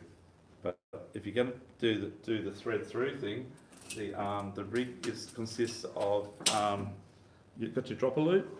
So the first thing you thread on is the tube. Okay, I think you got that there as well. And then you thread on the bead, and then you thread on the little skirt, like that, whatever skirt you got, little skirt, pink, white, glow, doesn't matter, like that glow one going around, and then your hooks last. Okay, you can crimp the hook on, or you can tie it on. With circle hooks, a lot of people say it shouldn't be fixed, but most of the time it's fixed by the paternoster loop, or you tie it on, so they're fixed anyhow. But if you do crimp it, they do say you should leave it loose, but it doesn't matter. We've proved it too many times, more than ever, that it doesn't matter if it's loose or tight, it still captures the fish. What's the maximum size line before you start tying knots? About 200, 130 is okay. 200 is getting a bit hard. 150 is Wow. borderlining. But you got to use pliers, your teeth get pulled out if you try and pull it up. So use pliers to pull it up. Or if you do a uni knot or whatever. Yeah. So, yeah, but 100, 130 is it. Yeah, 130 is probably it, really. Yeah, to do it nicely. And then you go to crimpers. So, I think tonight we're going to weigh a few crimp pliers in the prizes. But when we're deep dropping the next scenario, it's only we crimp everything because it's just too heavy, and even the 130 we crimp that as well. Yeah. I think they're crimped your rigs too, aren't they? Yeah. Yeah. Anyhow. But yeah, so but lots of glow stuff in that sort of 80 metre plus definitely helps on your bottom rig. Ben, do you use glow stuff in your bottom rigs, mate? Yeah. You do, yeah. You find it better? Yeah. Yeah. So, Yeah, I see Ben out there a fair bit, he's a good fisher. You went club and I didn't one day, you were catching and I wasn't. So, Yeah, there we go. I asked him, I paid him to say that. No. So yeah, but no, definitely glow stuff. And there's other rigs you can buy. If you're worried about making up your own rigs, you can buy things like Black Magic does the snapper snatches, and there's an array of so many different types. They go like those ones. They're very good, yeah. The hooker ones are good ones, a lot cheaper. They've got a big clip on the bottom for your sinker as well. You get snagged, you're going $7 a line. Yeah, that's exactly right, yeah. 20, some of it's $15, yeah. No, they're expensive. But they're, you're better off learning to tie your own. Yeah. And that's the way to do it. But I generally just loop the hook through, loop if I'm in a hurry. You know, it's like doing like a GT knot or whatever knot you want to do before you go fishing, lure fishing. You spend all the time getting all your gear ready. But when you're out there, you improvise it. You just do a bloody Albright or something. Because you haven't got time to do all that crap, you know. You're fishing. So you just quickly Okay, so make with shift. your leaders, Doug, you've got all sorts of different sorts of leader. You've got the soft ones. and Yeah, the- okay, it's a good question. So the soft ones, the under 100 pound, like 80 or 60 or 50, if you tie a paternoster in it, they'll slip. It's got a lot of more stretch. Which one's that? The Soft. soft one? So very nice to use, very good for lure fishing, very good for jigging. But on a paternoster knot, every other knot's okay, uni knots is fine, but a paternoster knot, they'll slip out. So when you pull it up, it just keeps coming and coming, it keeps slipping and slipping, and it stretches and falls out. A hard line is best to tie in paternoster under 80 pound. 100 pound doesn't matter if it's soft, hard, supple, it locks in because it's quite thick. So you've got something to bite into. Yeah, so just remember that, guys, don't use any supple lines under 100 to paternoster. Okay, use a hard line. But good question. Maybe use fluoro or anything. No, fluoro is the worst line to use for paternoster. It's very twisty. It goes. Has anyone ever tried it? It's very twisty. Terrible. It's like the propeller of a plane. Everything twists. I don't know how it does it, but it does that. So eliminate that as a problem out of the way. It's great for light baiting. Over say 80 pound, you should actually crimp it because it doesn't pull down hard. It's because it's got no stretch. It tends to sometimes even come undone on the knot if you trim it too close. So crimp it over 80, tie it under 80, but you leave your tag a bit longer. You don't tend to crimp everything over 80 Yeah. yourself. Well, Yeah. that's the way to do it. Yeah, that's Yeah. fine. Yep, good. With all the... Bit extra time, but it's a beautiful rig, so it works better. Yeah. Make them up before you go out. Trouble is, we're all so tired. We'll be working, and we get home. We just like, I'm going to fish tomorrow. Just get what together you can, and then it's normally get to bed at 2 o'clock. I wake up 4 anyhow. But if you had time to make rigs, you'd get no sleep. Yeah. So hard line, hard to do. These days you got too much. You got supple. You got hard line, and then you've got what do they call the trace? Tough trace or Yeah, something? that's a hard line, but That's the hard one. there's another trace one for lure fishing. It has not as much stretch, but it's supple. So it's a characteristic of supple line, but not as much stretch. Yeah. Wind on leaders. Wind on leaders are very good too. We use them when we're deep dropping with electric reels. I do use them sometimes when I'm jigging. What's the line best for that? To make your own a supple line, 100%, because you're using it with no rig made out of it. It's just like a leader. Yeah. So you either crimp a snap on the end or you tie it directly to your lure.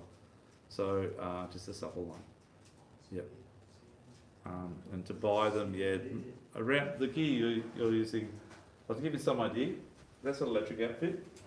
And that sort of thing there, we're running about 80-pound braid. We used to run 100 a fair bit, but 100 you get less line on, it gets more drag, your bigger sinkers, and it's extremely hard to break on the bottom. 80-pound braid is still extremely hard to break on the bottom because those of you that have been hooked up to the bottom on 80 pound, it's really hard to break. You've nearly got to cut it. And this stuff here, you can just about back the boat up with the electric into the current. Because 80 is that strong. So we run 80. Our leader is on this one here about 150. Okay, or 200 if we're chasing blue eye.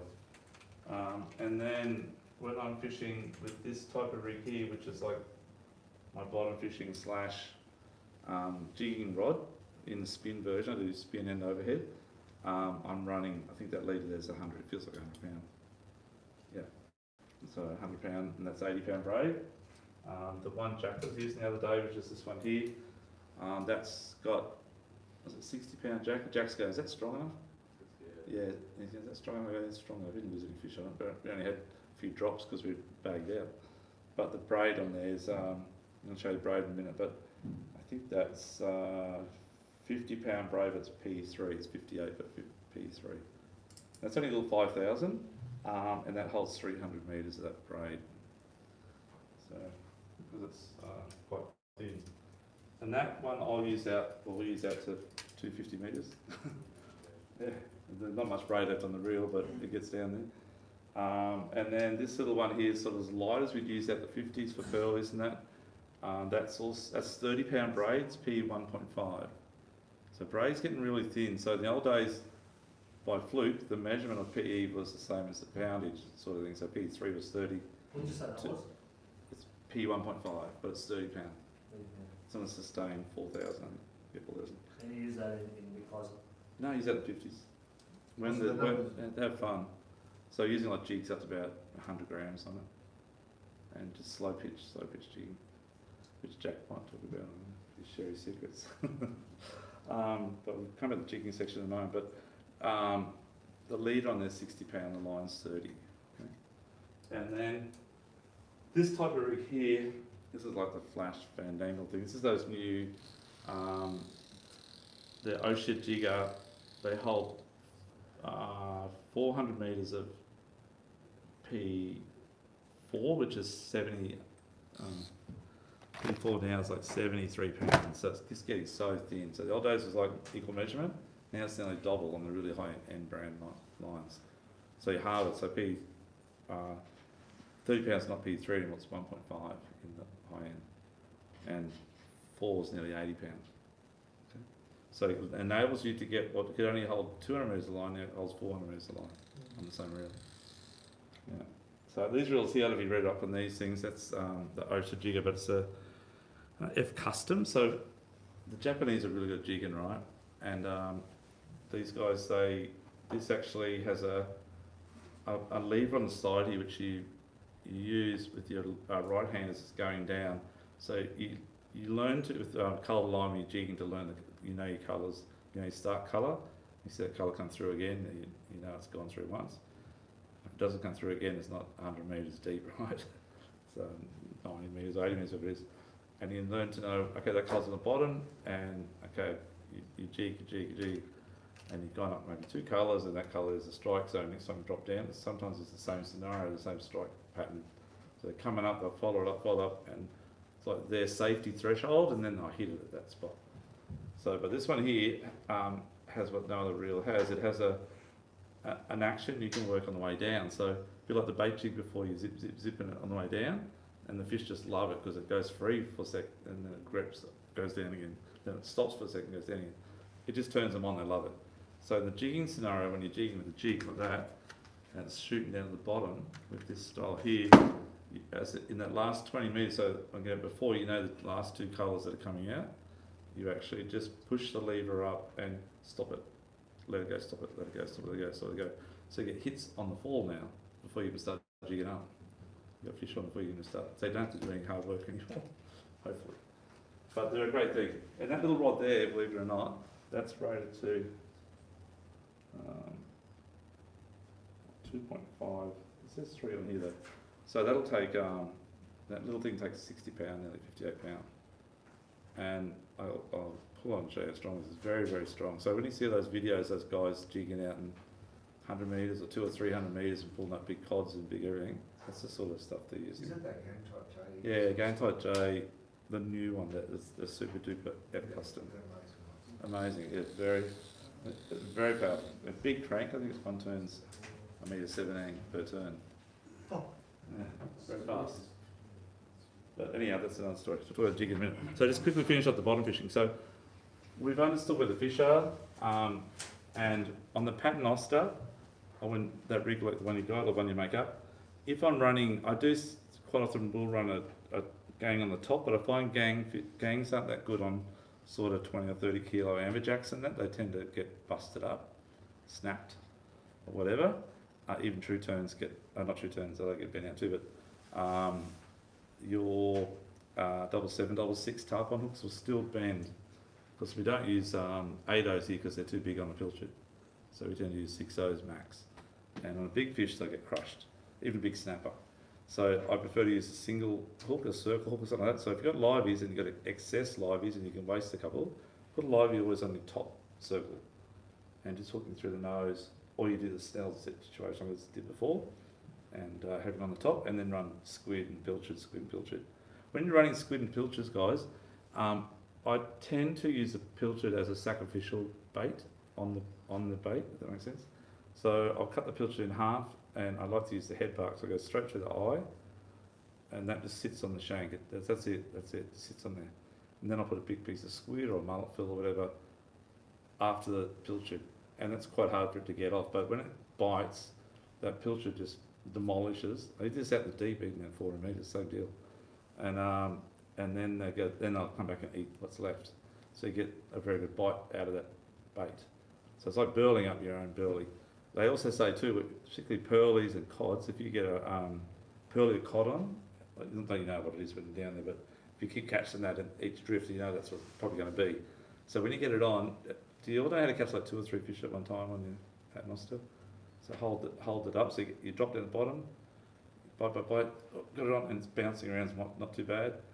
You can wind up if you want to wind up, it's up to you guys, but because it's 100 metres deep and time's the essence and it's about to blow 20 knots in an hour's time, you've got to go hard. So you hold it up and keep the weight on it while it's bouncing around. You'll feel that second fish jump on, okay? Hook it, hold that. If you want to wait, you might lose one of them, but if you want to wait for that third one, you've got 3 hooks, you'll get the third one in the same scenario. You'll feel it go down, and that's when you wind it up. But what I'm saying is, if the first fish or the second fish, particularly pearlies or cod, they spew out whatever they've in their gut, and then the fish just come in thumper, and then you get the second or third fish. That's what I'm trying to say. It's a lot easier to get 2 or 3 fish than you get 1 sometimes. Yeah, just try that trick. So you have to hold the first one up. Can't keep any slack; it'll fall off. Yeah. So keep the tension on just a little bit. So, and always when you're bottom fishing too, even when you're backing up, no matter what you're doing, you sort of got just on the bottom, and the boat sort of goes down. You lift your rod up in the swell, and the swell goes down. You drop it back down that way. You know, you're just touching that bottom all the time. And if you let a bit of line it, sometimes you get a bite, but if it's out there, you might get a bite, but if you back up, as soon as you back up, it's like the bites are a lot more aggressive, they're a lot more game, and they slam your bait. So I keep emphasising, really learn to back up. All the good Rossi, all the good charter boats, they back up. Gavin, those guys, yeah. So you get a lot more fish. But anyhow, just try that trick, because one fish will spew up and the other fish will come around. That works really good in deep water too, on deep dropping. Okay, any questions on that part? No? Okay. So your bar cod, guys, like I said, the close over seasons at Fergus Reef in 77 metres, or 70 something metres, but generally they're out beyond 100 to 150 metres. Then they get bigger as they get out further, but the ones in there are in that sort of 2 to 10 kilo size, with the odd 30 kilo one. The bar cods are on with the white fringe around the outside, and you get the stick bars on them. Okay, I think the limit's 2 per person, I think, in here. I think in New South Wales it's 2 per boat, maybe. Better check on that one. If you go to New South Wales down Tweed Way, you need to have a licence, and you can buy a 3-year licence at $75. Definitely worth, if you understand how good the fishing is down there sometimes, it's definitely worth the investment. Especially on the Wahoo this month. April, May is Wahoo at the 9 Mile. Just let you know that too. Best time. Doug, can I step back one, Mm. back to the overhead? You mentioned that it's best as you're drifting to cast out as far as you can. Hard to cast with this one, so different scenario. I'm using this one never with a floater, unless I've got a bait caster maybe. So all my floaters are 100% spin, because I can cast light VAR. That's the one time you can't really use it overhead is good. That's You can fine. flick a pilly away 20 metres or something, Yeah. but you have to continuously back down on it to get that free fall in the right area. But for So, bottom yeah. fishing or jigging, Yeah, so fantastic. Jigging, Yeah. you basically just got to let it drop. That's correct. Yeah. That's correct. So the spin reel would be the better, Uh, a handy option to have. multi-purpose, yes. Yeah. You still troll the bigger ones. Cast You it, gotta, yeah. yeah. A lot of people, we find a lot of people, our customers have, some guys find spin reel a lot better for jigging. I'll forget jigging. Is there any questions on the bottom fishing at all? Yeah, I've asked that question before, but I'll ask again. You put the, Yeah. the filter on before the squid. 100%. That's it. Yeah, it's a sac. Unless it's on a gang hook, I call it a sacrificial bait, burley bait. Yeah. Best baits are by far are squid. And get the box squid, or the 1 kilos aren't too bad, or the box squid's the best. Even if you've got to cut the box in half and just take half with you, it's just a little bit better quality. Expensive though, it's so expensive. That's costs you get like that. But and the mullet fillets are really good. They're a ratty bait in close. You get a lot of demersals and small fish will peck at it. But once you get out to 100 metres and beyond, it's the bait for big fish. It changes scenario. Up in the reef, obviously, it's good bait too, but out here, it's a bait beyond, I'll say 90 metres beyond. There's mullet fillets, and you cut about the size of 2 fingers, like that, in the strips. Yeah. Another good bait, guys, is cuttlefish, and I find definitely really good bait is like slimy slabs. Cubes are okay, but they're quite fat to put a hook through. Like I said before, I don't like putting the hook through the whole piece. Your hookup rate's terrible on it. So fish will bite it, but it's really hard to get fish to hook up on cubed slimies or cube yakkers. So fillet it, or if you're using a circle hook, especially on the top hook again, you butterfly it. So you just fillet one side, and then turn it over and fillet the other side, and just so you get to near the head, just cut the skeleton. Don't cut the fillet off, you just fillet it underneath. Cut the skeleton, you just actually just sort of push on it and pull it out, and you got the two fillets and the head, and I just do that scenario through both areas out like that with the circle hook. It's very good. Find tuna any good? Any of the tuna? Yeah, tuna's good too. So tuna you can actually, because it's so there's fairly thick fillets like a mac tuna or a stripe or whatever, you just have to sacrifice the red blood part. So you've just got the skin and maybe 10 or 15 mil maximum thickness. 10 mil, 12 mil is good, and then slice it up. When you cut all that stuff, make sure you cut with the skin down, not the skin on top. Because when you're trying to, if you've got a bit of a blunt knife, you'll stuff up your fillet and the meat goes squashed everywhere. So turn it other way around, skin on the bottom, cut it. Put a bit of salt on if you want to. The best scenario is if you've got a few tuna and you're not going to eat them and you want to keep it for bait, is to actually fillet them before you freeze them.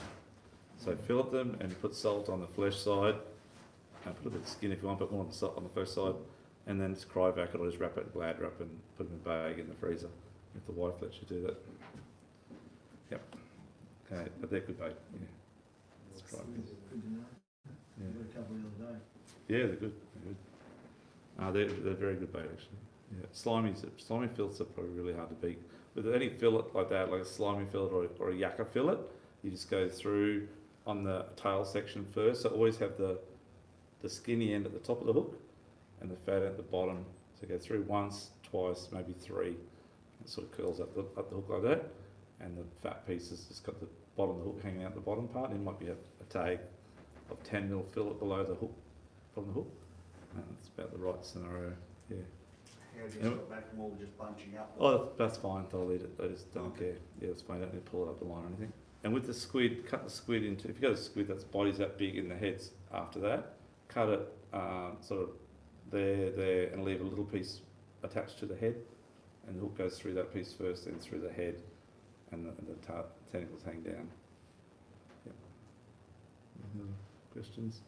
It just takes time to understand it all, you know. But the really important part is understanding. Like a lot of the time I go fishing these days, I like just to drive the boat because I believe you're fishing more than the guy's fishing, because you've got to put them on the spot, hold them on the spot, understand the drift, understand everything. There's a lot in it, and for me it's a bit of a buzz when I see the guys hook up, so no, I put them on the spot. So, but the other day they was suicidal. But you got to understand all that scenario to make your fishing much better.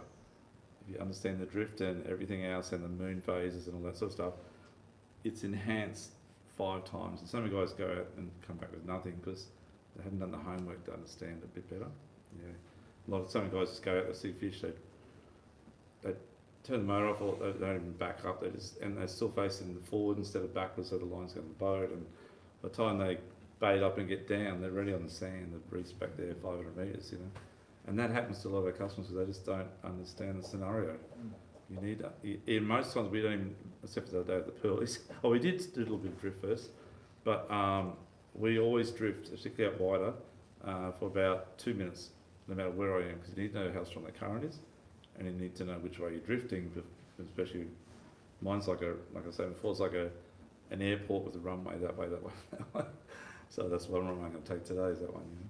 So I go that way. But if I had just stopped, I should have gone on that one instead of that one, you know. Yeah. So yeah, just work it out.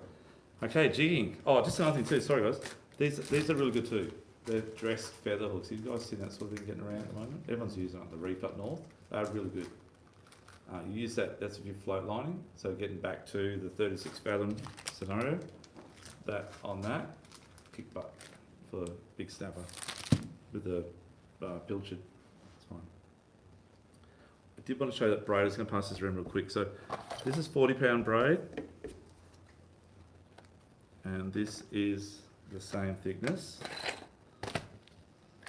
I'll pass you around 3 pieces. So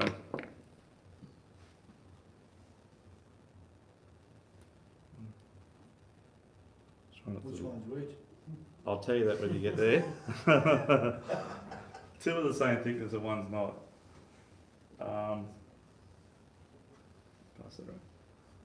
So the 2 that are the same thickness coming around, believe it or not, one is 40 pound and it's PE4. The other one's PE4, but it's 78 pounds. Okay, or 73 pounds.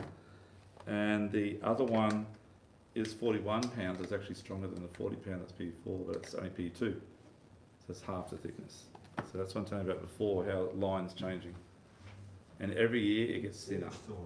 It gets thinner and thinner. That's a lot, that is Yeah. good to say it. Yeah, that's the thin one. That's what I'm taking home. Okay, jigging. So you guys will get the jigging, that's a great thing. It'll be really quick, maybe just 20 minutes will be finished. But just with the jigging side, who's done jigging in, say, in close? Not talking soft plastics, but like metals and stuff like that. You done a bit? How'd you go, mate? Yeah. Got a few? Slow pitch. Sort of Slow pitch, yeah, good. Yeah, good. And how'd you go, mate? Yeah, Yeah. slow pitching. And got a few snapper Yeah, and stuff? snapper, little pearlies. Yeah, demersals, what they call WA, we call them demersals here too, but the bottom fish love slow pitch jigging. And for those of you who've ever done the fast jigging, who's done the fast jigging here? It's hard work. It's really hard work. And So then you hook up. yeah, and then you go. That's right. So fast jigging, we used to do something like this with, something like that. Okay. Long jigs are fantastic for kingies.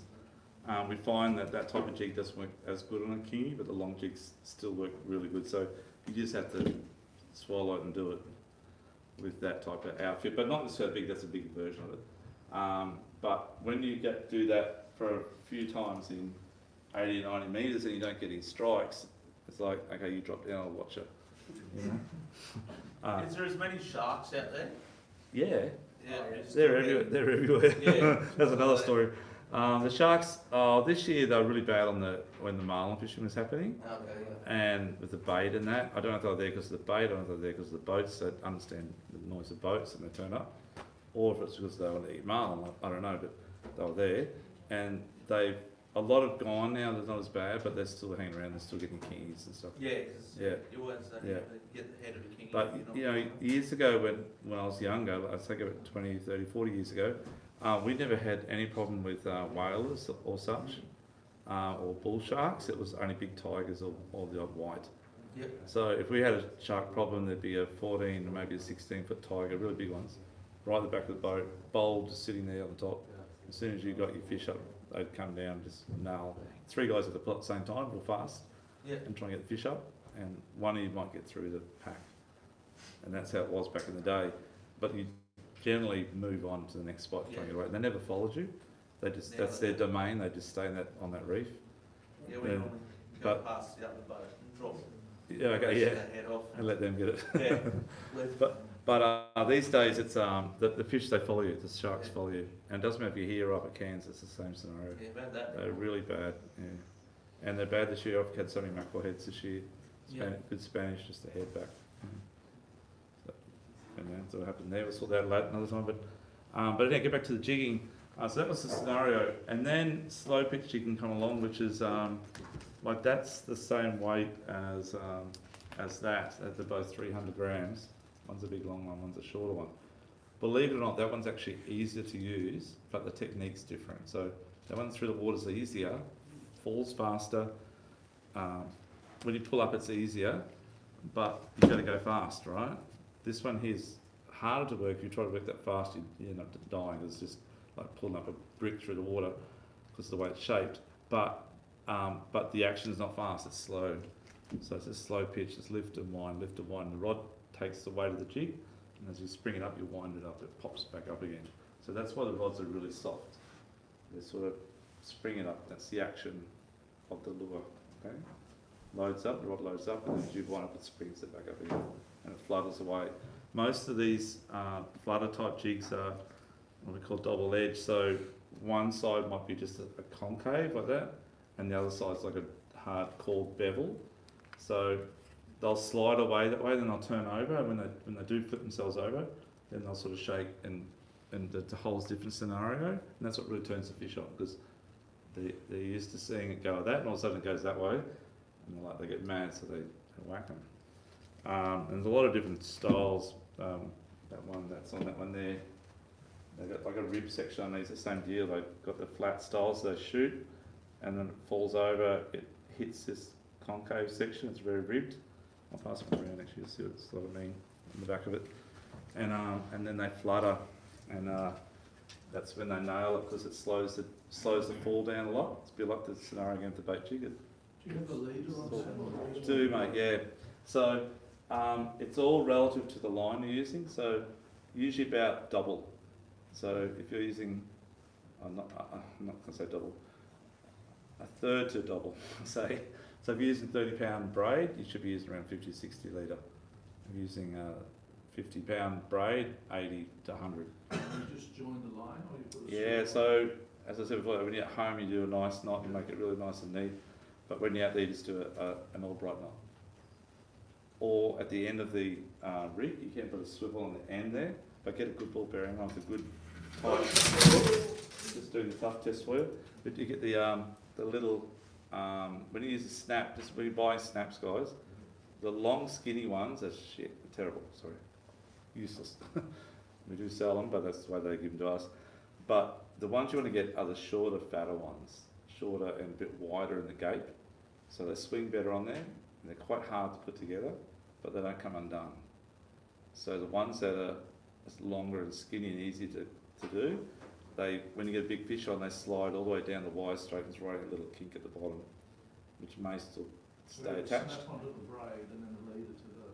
So your braid goes to the leader to the snap. And just remember, if the braid is around double, like say using 30 going to 60, you should actually do a double in your braid, it's a little bimini twist in your braid, in a short one, and then do the Albright knot with the with the braid double. So it goes 30, 60, 60. Yeah, if you went 40 pound leader, you don't need to do it. But when it's up around double the amount, you need to do it. It's 100% you have to do it. You remember how that works? So 50 pound, 100 pound leader should go 50, a little short double, then 100. If you're going 60 pound leader, you don't need to do it. 80, you probably don't need to do it. But when you go to double, you need to double the double.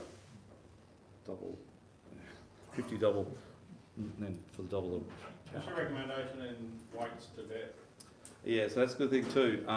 As a general rule, it's about a gram a metre on average. So at the minimum. So if you're in 20 metres, 20 grams, 40 metres, 40 grams, 100 metres, 100 grams, and that you should be able to get away with it. But to put 100 grams on 80 pound braid like the big outfit there, that Saragossa, it has to be a day where there's no wind, no current for it to get down there quite nice, straight down. Otherwise it'll just flutter out forever. But up to about 3 times is the maximum. So 100 metres, 300 grams max. 50 metres, 150 grams max. And that seems to be the rule in that area, is anywhere between there's fine. Yeah, as a rule. Different scenario though when you're using slow pitch or these type of things like the octo type jigs or that type of thing. With these ones, you want these to fall slowly and you want them to sort of waffle a bit on the way down because that's how they hit them. So if they were to shoot fast, it doesn't work very good. Although Jack the other day was using that 200 gram in 100 metres, which is probably getting right up there. And he was getting hit at the bottom, wasn't you, Jack? I don't know how they stopping that on the way through because it's like going off quick. When you get a little bit of current, a bit of wind, and you got even that big Saragossa, just hold your rod down like that on the way down, and it'll shoot out a lot faster rather than have to go from there out and then down. So there's a lot of there's all these little tricks you need to learn, but it just makes the experience so much better. But the other day, Jack, you were just doing like slow pitch, mate, one up sort of thing, that sort of action. Yeah. You did go a bit fast at one time. Yeah, if you got a little one, you try to get it off, that's right. So it goes, it's only 45. It already feels like about 45, 50. That So it's like trying to get off. multicolour braid, is that like 2 metres and it changes? 10 metre. 10 metres. And most braids are 10 metres. Some have metre increments, Yeah. but you haven't got time to watch every metre going past. So 10 metres is good. And they're generally 5 colours. So that's why you come back to that 5th colour, it's in 60 metres. Yeah. Sorry, Doug, is there a toilet close by? Yes, there is. If you want to use a toilet, it's straight downstairs. It's below about where the gentleman's down the back there. So you go straight down the stairway, you can go down if you like, and then around. And it's just where you are here, just walk straight down that little corridor. Beside that big white bench, mate. Is this still single or double? Yeah, so there's a double on here. On any of your octo jigs, 100% double. On any of your smaller flutter type jigs, I prefer to use doubles, 100% and dressed with a little bit of crystal flash or something on them. On the But only bigger, one set of doubles or 2? one set. If you put, a lot of guys say why don't you put hooks on the bottom because you always hooks are on the top, right? So if you're using that, I'll pass this around. If you're using this jig here, your jigs, they've got a ring on there, a solid ring. So it's the jig, split ring goes on the top of the jig, and then you put your assist hook. Most of the assist hooks these days have a ring on them. That goes on the split ring, and then you put a solid ring on the split ring as well, and your line's tied to the solid ring. 2 reasons. One is there's no interference with that jig at all with the fish on it. So it's not on the jig, it's actually on the rig on the end of your line. And the second reason is if that jig's not working and you've got a good pair of split ring pliers, you just take the jig off the split ring and put another jig. So you don't need to have everything, file assist hooks on everything. I should be telling you this. You have like 10 jigs and only 3 sets of assist hooks. There's spares, a couple of spare. And you just keep changing your jigs over, sort of thing. Yeah, video like the YouTube thing that shows you how to do all that. We're doing that actually, just because it's sort of jigging season coming on. And just so you know this too, it's only just starting the jigging. Even for kings and amjacks, they've been here at the moment. but they're going liveys. They're not really. It's like mackerel. Mackerel come in. It's all lures at the start, deep diving, and then at the end of the season, it's down riggers and live baits, and that's the way it is. They just don't want to go for troll lures anymore. And it's the same with the kingies. The kingies at the start, it's all live bait. By September, there's heaps more of them. The size has dropped a bit, but the numbers are tenfold. And our best jigging sessions have been September, October. Still a lot lower. They sit low. They're really stacked up. They're stacked up like yakkers, and especially east here and up northeast. And it's all jigging. They love the jigs. So it's just starting the jigging season. So and we've done trips out there with Sea Pro probably does similar too, but boats like Sea Pro, and got with 8 guys or 6 guys jigging, got 80 kingies and amjack in a session. Got no one wants to drop down in there all stuff. Yeah, and that's always September, October. Okay. And the kingies are in 3 spots. They're off the jumping pin where they are now. They're out here on 2800, 2801. We will do a full-on jigging seminar about mid-August before that 2-month period comes on, and down off on the deep southern at Tweed. Deep southern holds a lot bigger fish, and the best time is obviously late winter, early spring. But they're really hard. It's a really rough bottom, and it's really hard to get them up. You just get blown away. How many jigs we lose there one day, Jack? Two. I don't know. That day that old mate was sick. I don't think we got a jig up actually. We just lost everything. Ben, you had some big sessions down there, mate? Yeah.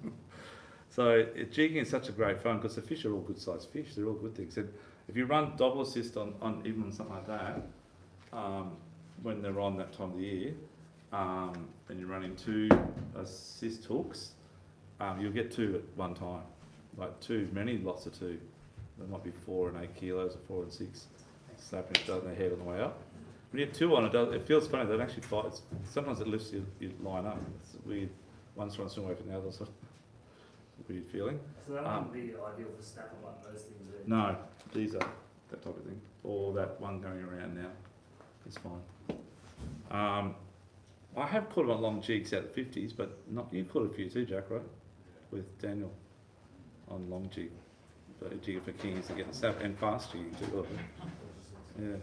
But generally speaking, the shorter flutter type are better for snapper, and you get big ones too. Yeah. Hook sizes? Hook size smaller than you think. So in a jig, they're all very short shank. There's a lot as wide as they are long, generally speaking. So a 6.0 only be that long, but it's that wide. So there's actually a 6.0 at the bottom, but the shank's short. As I said, get dressed ones just means you've got that sort of stuff hanging off them type thing. Not as much as that though. Don't ever put your hooks on the bottom, as I said before. If you put your hooks on the bottom and hooks on the top, and you're jigging away, especially if you're jigging fast, your jig comes up and those top hooks will grab onto your leader, and you're going to pull the whole jig up from 80 metres to untangle the bastard back off. When you got it, just the 2 top hooks on the top or 1 on the top, it'll hook up at the top, it just falls down again. It never fouls up. Okay. Good. With this stuff that we're doing now, the 150, is that year round? It is all year round, but the current beats us. So I've had to talk to uni people about the problem with electrics rape in the water, but that's not the case because we can only fish the deeper water really from now to about October with the odd day in between. But in that 5-month period, we get shit weather and we get whatever it might be. The fish aren't biting in those days, so they're really only impacted only a handful of days in the year. You know. But they're good handful of days. Are they doing that snapper PERCH closure again? They are. They'll do it for I don't know how long it's set in concrete for, but it's the 1st July to the middle of August. That's why we're going to do the jigging one because you go chase kings. July. They brought it back 2 weeks. I think it is. I think it was the 15th. Oh, it's the middle of July to end of August. Last year was the 15th. Yeah. 15th. Hang on. Yeah, 15th. She's got a phone. Jack, you check on that, mate. We moved I thought it was a 6-week period last We moved year. our Fraser trip back 2 weeks because last. Did you? Yeah. Okay. Yeah. From the 15th. Is it on, mate? It was only a month. I thought it was 6 weeks. 15. Or maybe they'll talk about doing it this year for 6 weeks. We get the info on it, but they're updated pretty often. Jack will just check now. It's snapper closure Queensland, Jack, 2021. So that's why we're going to do that jigging session because you can't go snapper fishing, so might as well go jigging, and jigging's good at that time. So trouble is you still get snapper on your jigs, but throw them back. Yeah. I remember last year there was no snapper around during the closure. Not obviously we couldn't fish, but there wasn't much happening before it. Remember they knew snapper knew. Then like 2 days after it stopped, they really come on thick, and everyone nailed them. You know, it's a late Yeah, 15th July. to What's it say? indefinite. Shut up, Sean. That's it. Just for 1 month. Just 1 month, is it? Okay, there you go. Thanks, Steve. You're spot on, mate. So, okay, 15th of July to 15th of August, midnight. Yeah. Okay, so, but the jigging is great fun and a fantastic thing to do. So, for those of you who haven't jigged, if you've got any outfits now with the rods short with a bit of go on the tip and a spin reel 50-pound braid on it, that'll get you going, okay? You've got an overhead, same scenario. Not so much a little stout type rod, you want a bit of a give in the tip, really important. And- yeah, like, this is heavy, but that's because I'm using 300 gram jigs. But we jig out 250 metres of that too. You get, when you do get out wider water, like 250 metres, which is the next thing I do, you get just the same scenario. You get snapper, don't get pearlies though. You get kingies, you get pigfish, you get all the usual out there. It's just different fishing, deeper. We jig a lot in 250 metres. Kids love it. It's hard work though. When you get the fish on, the kings are all 8 or 10 kilos, not many little ones. So it's quite hard work. But they're so nice to eat. That's the secret of deep water fishing. The fish quality is like 10-fold better. Keys aren't mushy? No, they're oily, the fat and the sashimi is incredible. Yeah. The kings are. Yeah, 9 mile, that's bad. Yeah. It's sometimes like the dolphin fish, you put it in, it's like bus comes out, you know, but no, not out there, mate, no. Even 80 metres is not too bad. Yeah, pretty good. Sorry. No, Yeah, I was just that's saying, right. like, the kings Yeah. in the warm water, and that's not very good. Yeah, that's right. So I don't know what the temperature is on the deep, like out in 100 metres or 80 metres. I'm guessing it's going to be, if it's 23 or 4 on the top, it's probably, 24, yeah. it'll probably be 16 down there, I guess, or 18, but in winter probably it's down to maybe 14 or something. But out in 250 metres, I'm guessing it's probably going to be around 10 down there. It's like catching a Bermagui kingy sort of thing, you know? Yeah, in winter. So the quality is much better. Okay, you've all seen that braid go around. So the braids were there, one was 40, the one's the same thickness, but it's actually 70 something, 73, and the other one is 41 pound, but it's half the thickness of the other 40, the real skinny one. So it's just getting a lot more line, a little reel. So guys, you still get the recovery though, that's what I'm trying to say. So before you had a Penn Senator, say Penn Senator 6.0 back in the day, big reel, if you ever see that, is like a TLD between a 30 and 50 size. The return rate on that's less than a metre in one turn. And that's on the high speed one. The return rate in that little size thing there, is a metre 17. So you don't need to use big gear anymore, it's all changing a bit, you know. So, but the trouble is on light spin, you just can't get the capacity again overhead. So the capacity of that reel to that spin reel, same size physical reel, nearly, is actually about 50% more than that one, maybe 60 on the overhead for the same size reel. Yeah. But unless you're fishing deep water, you don't need more than 300 metres, that seems. Okay. Sinker sizes, just give you some idea on sinkers too. When you're fishing out deep, what I said before earlier, you do not need to worry too much about your sinker size. I don't really care. Okay, so I always use a panel lead because it's straight down, and I just find it's easy to fish more slack on my line and use my rod tip with the bait, with the sinker firmly attached to the bottom, but the bait's flowing between the lift of the swell. Okay, and you get a lot more bites. So is that in the size of Caesar? They're both 16, just different shapes. 16, Yeah, 16 ounce 1 pound, yeah, 440 grams or something. When it's running hard, say 3 months ago or 2 months ago, and you do get still snapper and kings and pearlies, there'll still be fish there. The heaviest I use on a rod and reel by hand is about 24 ounce, which is £1.5. Even that's hard work. Even it's funny, you get a 6 pound fish on, it's easy to pull up than it's bloody £1.5 sinker. Not what it is, but maybe the adrenaline's not there when you're pulling sinkers up. Yeah. When there's a problem. When we're deep dropping with the electric reel, the smallest I use is a 24 or 32. The beauty of electric reels is they don't know how hard it is to pull up, so you just put on the heaviest. So again, the same scenario of fish biting, the more you got that line just sit on the bottom, that on the bottom, and playing with that slack is how you get the fish. So you get a lot more fish. I can't emphasise that enough. So different scenario and close here with your float line and stuff, but this is out in deep water. So we use even in 100 metres, I might be using a pound of lead on that, but I'm using 2 pound on my electric, or even 1.5 kilos or something in 100 metres. Generally, we would use a lot of steel barks. It's cheaper. Lead's so expensive, you're crazy. But that's what we use. Anyhow. Okay, so I think we've covered the jigging. Jack, you want to talk about jigging, mate? Any questions, mate? Yeah, any questions for Jack? Oh, he's a good jigger. If you want to ask a question about Jack, jigs, he's the man. And he's done everything. Yeah. No questions for Jack? I was in charge when it got involved. It's getting that, understanding that action. He's got it down pat. Go and do it, yeah. He's learned from a few good guys. A couple of our mates are very good jiggers, and they've always taken Jack out many years ago, so he's progressed quickly.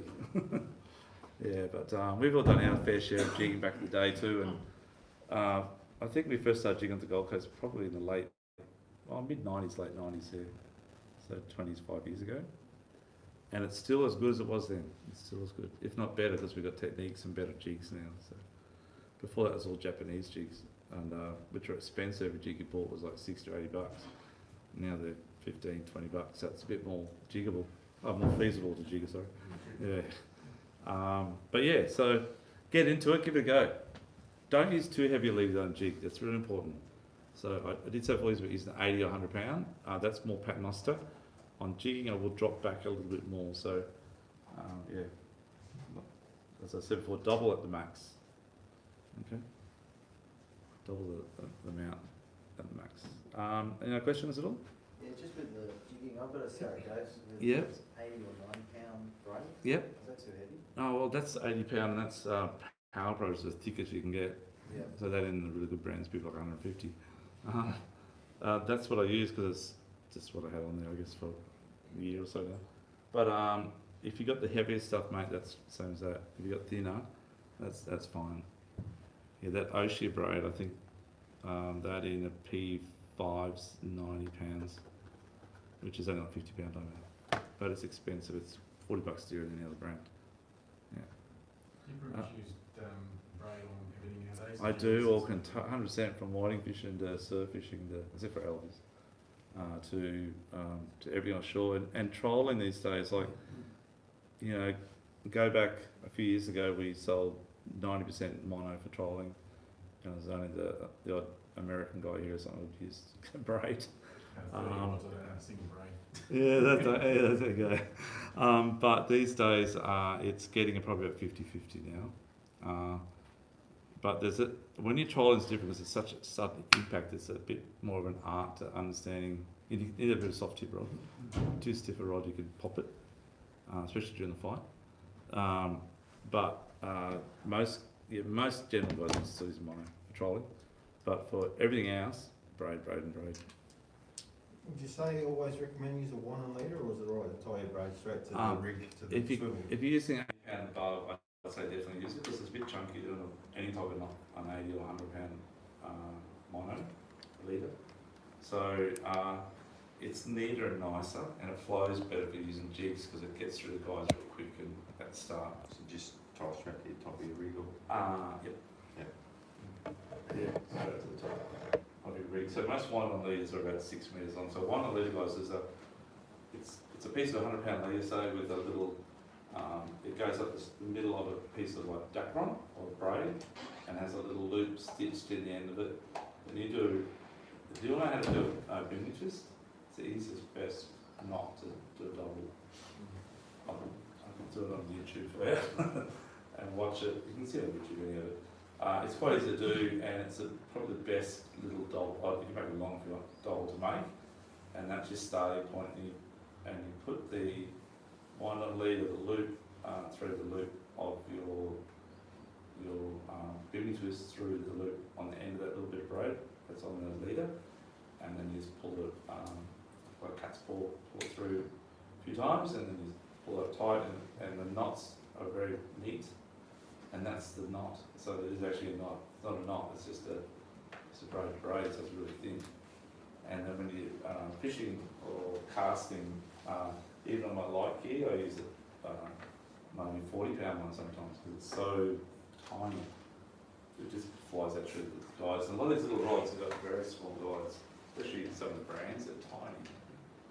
Micro guides for micro jigging, I guess, but they're tiny. So if you have any sort of knot with a bit of a tag on it, they bump on the way out, and you don't get your distance in the cast.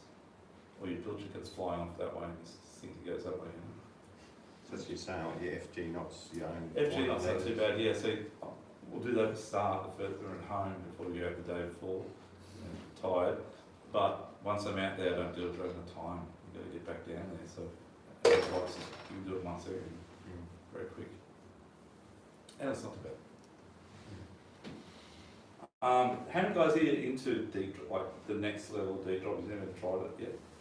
Have a go? Yeah. It's next level. So if your boat's sort of 6 meters or bigger, and the weather's 10 knots or 15 knots max, it's a bit like when I said before here with Wesley. Once you get out past that 100-meter line, the swells tends to go from whatever direction it was to direct southerly. It's coming up from Antarctica most of the time. Unless there's a low up North Queensland, it might come from the northeast, a bit of swell. The wind can sometimes not be blowing out there, it can be blowing 36s or 50s, and then all of a sudden you look at the distance, it's like glass out, it drops off, come back in the way home, it's shit again, especially northeast. So northeast the land wind is more close. So, but out there it's either, you don't get the rough days because it's too rough, but on good days it's sometimes much better than you're closer. The current is a problem, but as I said before earlier, you only get the fish at those few months of the year, which is now till October, November the latest. But the fishing is next level, and it's the drifting onto the spot is, as I said before, it's like landing a parachute on a grain of ice. There's a lot of art to doing that. But when you hit the bottom, it's like boom, boom, bang, and the reels are hooked up and up you come, and the fish are exotic. There's ruby snapper, there's flame snappers, there's big cods that we call what's it? Something snapper. I can't remember what's it. Yellow, it's like a yellow mango jack. About 3 kilos only, but or 4 kilos, but quite thick.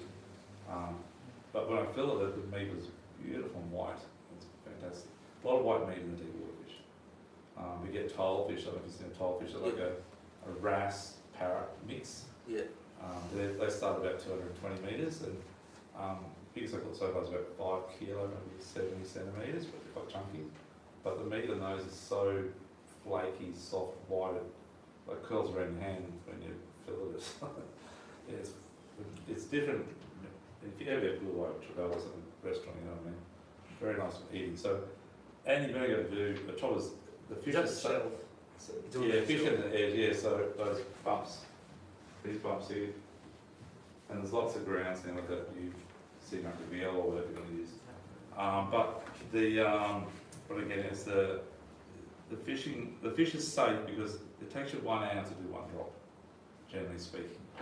So by the time you bait the line up, you've got to get your drift. Sometimes it takes about 4 to 6 minutes to get to the bottom with 2 or 3 kilos of lead in 400 metres deep, and hopefully you land on the spot.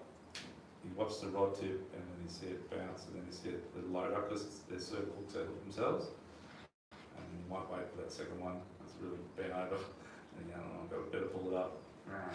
It takes around about, because you can't go too fast, so it's very powerful, that's what you realise, but if you go too fast, they've got big mouths and the little hook can pop out, so we've lost a lot of fish at the start when we just used to go down home. So now we take our time and we'll eventually get it up. And it's about an hour from the time you start to the time you get a fish in the boat.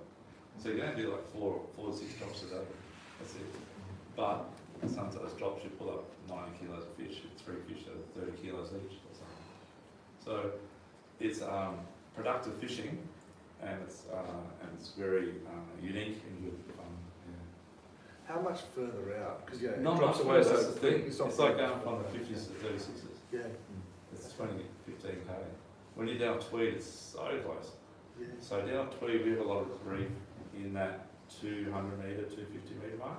It runs all the way from about probably Cabarita down to New Brunswick. And it's, everyone says it's Mount Warning land out there in the day, but I don't know how they do that. That's the east side of Mount Warning, all land out there that blew up. But it is quite unusual, it's just a big structure comes up and it's quite bouldery sort of thing. And it's just full of fish all the way along. It's like 10 or 15 k's. You've been there, Ben? Yeah, you know what I mean. And but from there, so when we're 220 metres out here, you go up to 400. We go about 8 to 10k, 15k maybe in some areas. Then it just drops right off. It's a canyon edge, right? It drops down 1,000 metres or 2,000 metres. So you can fish on that edge, but once you get, I've never caught a fish over 600 yet. I have fished out in about 1,100 up to 800 out here. 2 times we dropped it, 2 times we lost our bait, but never got a fish. On the sound, it's like 150 metres thick of fish at the bottom, but not on the And yeah, but I get back to down Tweed. Once you're on that 220 metre mark, which is only about probably 35k run from, I don't know, a bit 25k for Tweed. Yeah, 17 miles. Yeah, 30k max, yeah. Just south. Southeast of Tweed, out of Tweed. So you're down sort of Cabarita. Yeah.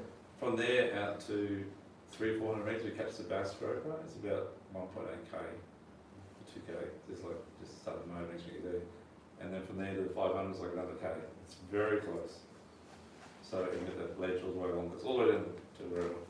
So it's just tacked, touched, but you know, they're getting newer gear. It's getting easier, but you're still stuck with the 1 hour drop. And the in 200 metres, it's only about 20 minutes, but in 400 metres, it's a different scenario. And you got the weather against you and the tide against you as well. So that's why the fishing is so good. It's not fished out. It can never be fished out, not unless a commercial guys come in. Yeah. Just back to that boat time. Yes. 36s and 50s. Yes. Is it 2 hours after high is best? Is that better than early morning or late afternoon? It is most time. I put my money on it actually. Yeah, I would. Morning bite's better than afternoon bite generally. Yeah. Out there, if you go there early. But yeah, so they will start biting about an hour and a half after, but prime time is 2 hours after. So if high tide is at mid-morning or lunchtime, 10 o'clock, 11:30, you don't need to get up at 4 a.m. and go out. Yeah, that's the scenario. We still do get up for and go out there. And a couple of other mates go, let's go back. I go, just wait. Yeah. And sometimes I wish I hadn't slept in because I needed to sleep, but you're right. I would get a few fish at the start, and then just quiet for 3 hours. Sometimes it's best with bait, but that time in the morning, like you go around and check your bait, get your bait. Yeah, that's right. You can do that. That gives you time to get the bait. So if you've got that tide, obviously the best tide is like 5 o'clock high, and you get out before with the bars up a bit. This you get out on the high tide, and if you can get out to the spot, it's about hour to hour 10 in 15 minutes of wind out to the 50s. You are out doing 20 knots. You're there right on the bang time, and that's the best part of the whole scenario. But if it's a mid-morning, just go a bit later, or get bait. Yeah. Just try it, guys. I don't know if you guys, has anyone ever tried that yet, the 2 hours after lunch? I can't believe Not enough. No. Have get the luxury of choosing. let's just see. The only reason we found that because we're out there all day. We're always go out in the dark and come back in the dark. we make sure we get our days full. What size transducer do you reckon would be the best? So that's a good question too. I should do something on sounds one night, but there are so many different sounds in the market. But if you are fishing sub 150 metres, most sounds with just a 600 kilowatt transducer are okay. They'll pick the bottom beautifully. That's over the back. If it's in the hole, you're probably at 90 metres, 100 metres max to get a good picture, to zoom in right in. Yep. Most sounds will show top to bottom, in 200 metres, 300 metres, you'll still see the faint line, you know, if it's 286 metres deep. But as soon as you zoom in, there's nothing, and it just disappears. Because that's where you need the power to zoom in and see it. So you need to see a zoom in one. We all know sounds are very expensive if you go into Furunos and Garmin's quite expensive. Value for money if you were buying stuff a sound that could work, I'd 100% bet I would go a Simrad because they're just money for value killers. And I have on my boat with my Haynes 680, a S209 it was, with a B265 high-low frequency transducer. Don't get a high frequency because they're useless, it's too wide. It just doesn't get the bottom properly. Yeah, I think that's what's on mine. Yeah, you need a low, high, low, so high you use it close and low you use it wide. Most sounds these days do have chirp on them, so the chirp gives you more power, so to dial in anywhere, any other frequencies in between. It's, if you've got a 1 kilowatt, which is like a house brick, if you can mount it at the back and it's a high-low frequency, you'll pick up. On mine, I can be doing 20 knots out of Jigging, which is 500 metres deep. It's zoomed in. Not even a little gap in, but a lot of pictures. Beautiful. And you're moving. Like 20 knots. Yeah, it's only 1 kilowatt. So, and my mate had a commercial boat and he had Simrads and he's in the same scenario, putting out for a gear, 750k on it. It's like beautiful gear, it does amazing things, but the pictures are nowhere near as good. So, Senator Lawrence, yeah, I think it's something yep. like this bit like, we're out. Oh, the one transducer, yeah, okay. Yeah, it's like you pick up nothing, like it's all white. You need to get at least a 600 kilowatt. I did a little bit of homework on it for my boat, and I was initially looking at Lowrance. Yeah. But then I ordered the Minn Kota trolling motor, and they match up with the Humminbird. Yeah, right. And it was only then I realised that Lowrance only specified to about 100 metres or something. Yeah, Standard. 150. 100, 120 or something metres, but the Humminbird's up to 300 odd metres. Yeah, you'll get there, try it in the deep water. So, yeah, so I ordered the Humminbird. Yeah, okay. Minn Kota. Yeah, as I said, most of the sounds these days are very good. It's just getting that transducer mounted right, close to the motor, back up the sound of that. Just have the lowest, highest point is just level the bottom of the boat, but most of it's under the boat. So you'll get a rooster tail off it, but most boats have a pod these days, so it just hits the pod. It doesn't spray up everywhere. What do you mean by So some pods, it depends if your pods are, some boats are full back pod, some boats have got overhanging pod, and it hits up under the overhanging pod. Depends if you have aluminium or glass. Yeah, So a lot of aluminium boats are just a welded deck on the back around the motor, and then they come down tight under the hole where the motor sits. That's actually part of the hole. So it hits up underneath that flat, underneath the pipe, the back part. Fiberglass boats are a bit harder, but you can get flarings and stuff like that, stop the spray. But you by far have it there at the back. Anyhow, you'll work that out. Okay, so, any other questions? No, we'll put it up. Cool. So, is there anything you want to know about fishing other than that, just for 1 minute? We're going to run late. No, that's it. Everyone's put it up. Jack, come over here, mate. You want it at the front. So, if you want to know about jigging, most of the stuff I've all done. We've all jigged, so we can help you out. Look at how long I've done much jigging, so everything else, but not jigging.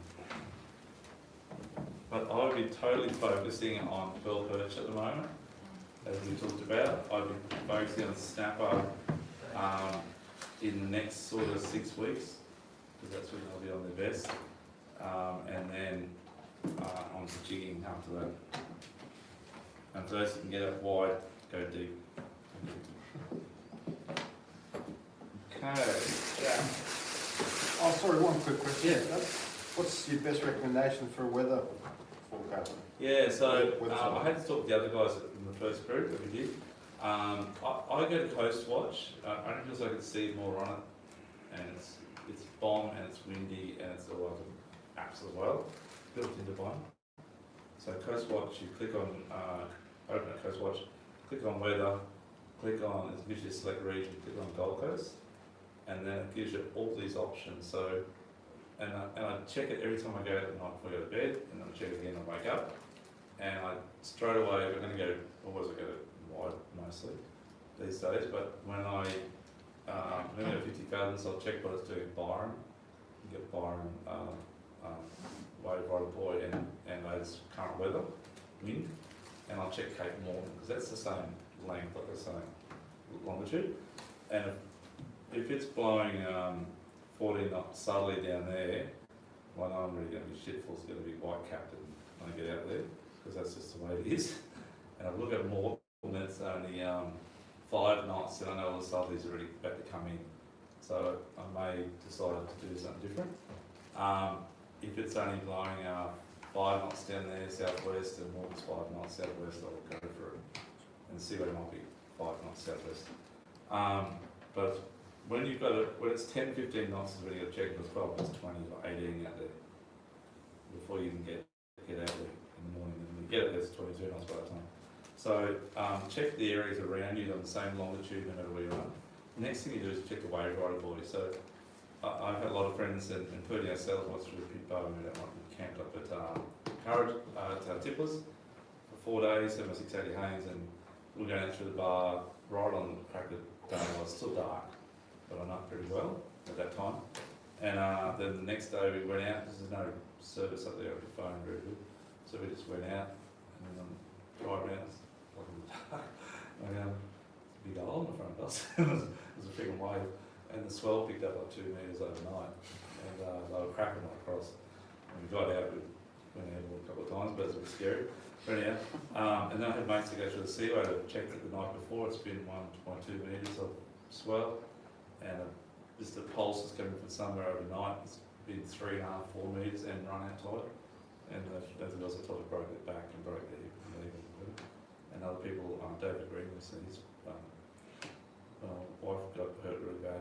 The same deal though, went out and was picked up big. And so you got to really check it in the morning, check the wave rider buoy. If it's showing, it's only under 1.5 metre, don't go to know what the You can pick them up on Coastwatch.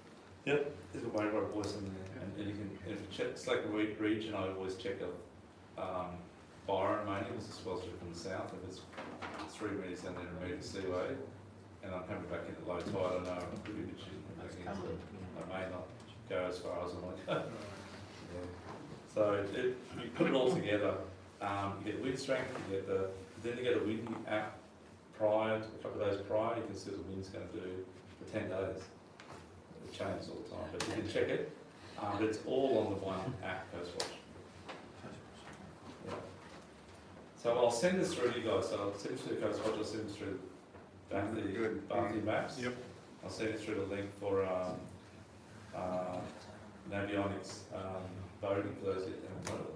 You should get that one. It's your Bible. On that little phone, mine's getting used at the moment, on that app, if you go to any of your mates' boats, you can record the whole day. I don't do that, guys.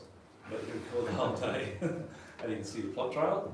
Your mate's caught a fish. Oh, hang on, get my phone, take a photo. Click, records the lap along, takes a photo, puts it on the map, so that you can go back to the reference. Oh, that's what I'll make that day. Yeah, that's right, we smashed it, but no back there. You know, it's all there, and then when you record the track, then the track, you can actually look at the track and then it play the track, and it shows the whole time where you went during the time, what time of day it was, where the lap long was. We've never gone that far into it, yeah. It's incredible. And does a lot of things too. So, great app. I've got it on an iPad. Yeah, As long as the iPad's got Wi-Fi accessible, yes, because it's on your iPad, yes, you use it. yeah, yeah. Oh, well, the Navionics app doesn't need Wi-Fi. It doesn't need any doesn't need Vodafone or Telstra or anything. It works on satellite. So it, but it chews the batteries up, so you need to have a battery boat, so it doesn't chew your battery up too quick. But it just works with satellite. So don't worry about your phone won't work either, that will. a lot of stuff from the app you can transfer to your plotter if you've got. Yeah, there is. You can That'd be on actually his- do live now. on your across plotter, the- yeah. you can do live. Do everything onto that, or vice versa. Mm. Yeah, so it's a great thing. Yep. And there is I think I've left it on a few times. There's sharing. It's called community edits. Yeah. So if you leave it on, they know your marks. So the little red dots come up. So you've got to zoom into about 200 metres in an area. So when you pull it home, you just go 200 metres and go for a bit of a search around an area you might want to try. There's this spot. Put little icons on it, and when you zoom out, they're still there. And then you go and try it. You want to try it. Show the people that have marks. Anyway, that's all good. Okay, so everyone's got their marks here. I was going to talk to these marks real quick. Guys, last thing, sorry. Jack. So, the first sheet, you might not be able to read that, but they are the same marks as on your, that the guys sent through here today. But the first page is all like around 36 marks, okay? You see most of them are 68 to 70 just from the outside edge of the 36s. So that's where you get your kingies and jack and pearl perch on the 36s. It's on the outside edge. These are not, you will get snapper there, but they're not really snapper marks. That mark there, 76 to 78 metres, I think that's the most northern mark of that 42 fathoms I was telling you about. The next one over, so these pearlies, that starts right at the northern end, so 27 to 39. You'll learn in your head where things are really quick. So the jumping pin, you just need to know the jumping pin, seaway and twig heads, what those latitudes are in your head. That's where you can say, oh, okay, this is 4 miles north of jumping pin. Oh, I'm out on the 50s, it's 43. So, on the outside edge of the 50s actually. So, you know, straight over it is. I think, okay, I won't go there today. Without having to try and look for it. So learn to do that, guys. Not for the school teacher. I go down, that 2807, that's, well, 2736 is the most further north one actually, this sheet. 2807, it doesn't show a 0, that's just on the second page, bottom left hand corner. 2807 is actually down off sort of Burley Heads, a bit further south, maybe near Kira. And 153.50 is quite deep. So that's a good spot for bark cod there actually. A good spot for bark cod, snapper, kings, all the usual birds. That 220 something metres I was telling you about down on Tweed, South Tweed, that's all same too, snapper, kings. Big southern there, guys. How many pages is it? Three. Third page. So anything 28 and below is south of Q1 sort of thing. Okay. They're all. One of those on the outside edge of the 50s. One there in 60 fathoms, so that 2801.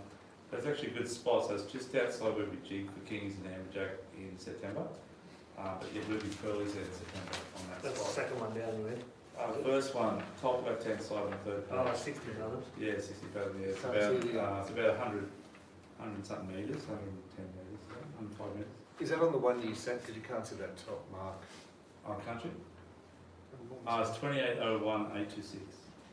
So where's that, the number is R in front of? There's no Is zero, there there's 01, no is it? zero there because for some reason the app doesn't put a 0 before 10. So it's just 01. You make sure you don't make it 10 or 1, you got to put 01. Yeah, 2801, what is it? 01. So but there's only one digit, put an O in front on the left Yep. side always. Bottom right hand mark, it's another one for old mate there, it's the 36 mate. Yep. That's what it is Yeah, yeah. Oh, yeah, it doesn't have the O. Yeah, just to put an O in, there's a few of them here like that. A lot of your GPS is unfortunately in that format. So the one down below is 2810. So you put an O. So that's 9 miles south. No one's there. Yeah, don't put a 0 in that. So below 10, you put a 0 in front of it. Oh, yeah, yeah. Yeah. Is that alright? So good. Good. Where is mine? Goggles. Okay, so tonight I'll do $700 for the stuff you mix. There's 6 6 prizes. First one's about 300, second one's about 200, and goes down from there. And what we'll do is we'll pick the numbers, get Jack to pick them out here. Thank you, Jack. I've got to thank my wife, Masago, she just said before. She's the Yakuza of my family. She's got so much work putting this together. Okay, it is number 18, Sean Hayder. Which is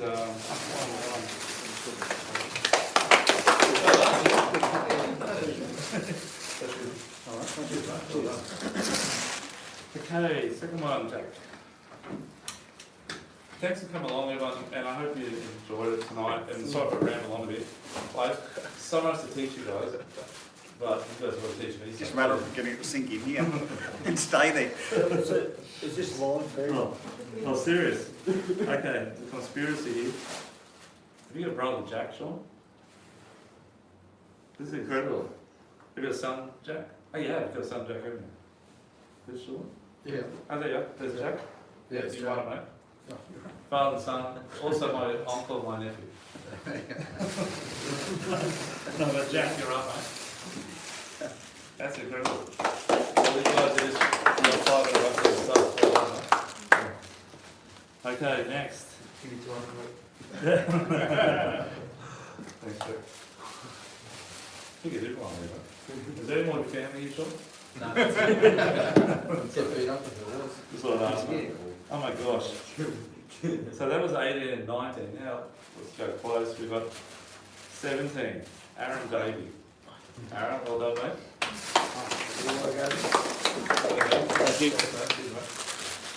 Okay, Jack, pick a number somewhere else, mate. Put a line.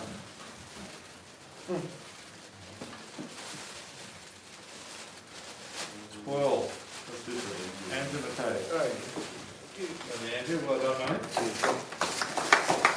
Thank you. Thank you. 4, that's you, mate. Thanks, mate. Okay, next one is... That's all in relation to what we talked about tonight with the uni bags, right? There's a few other bits you need, but get you going. 6, Aaron Orland. Oh, 16, sorry, Aaron. My apologies. 16. Orchid. This is incredible. 16, 17, 18, 19. Wow. With a lot of them. Go to the bottom. Well done, mate. Cheers, mate. Thank you. Thank you. We're only small numbers. Okay, don't do 15. If you do 15, I'm going to blow you.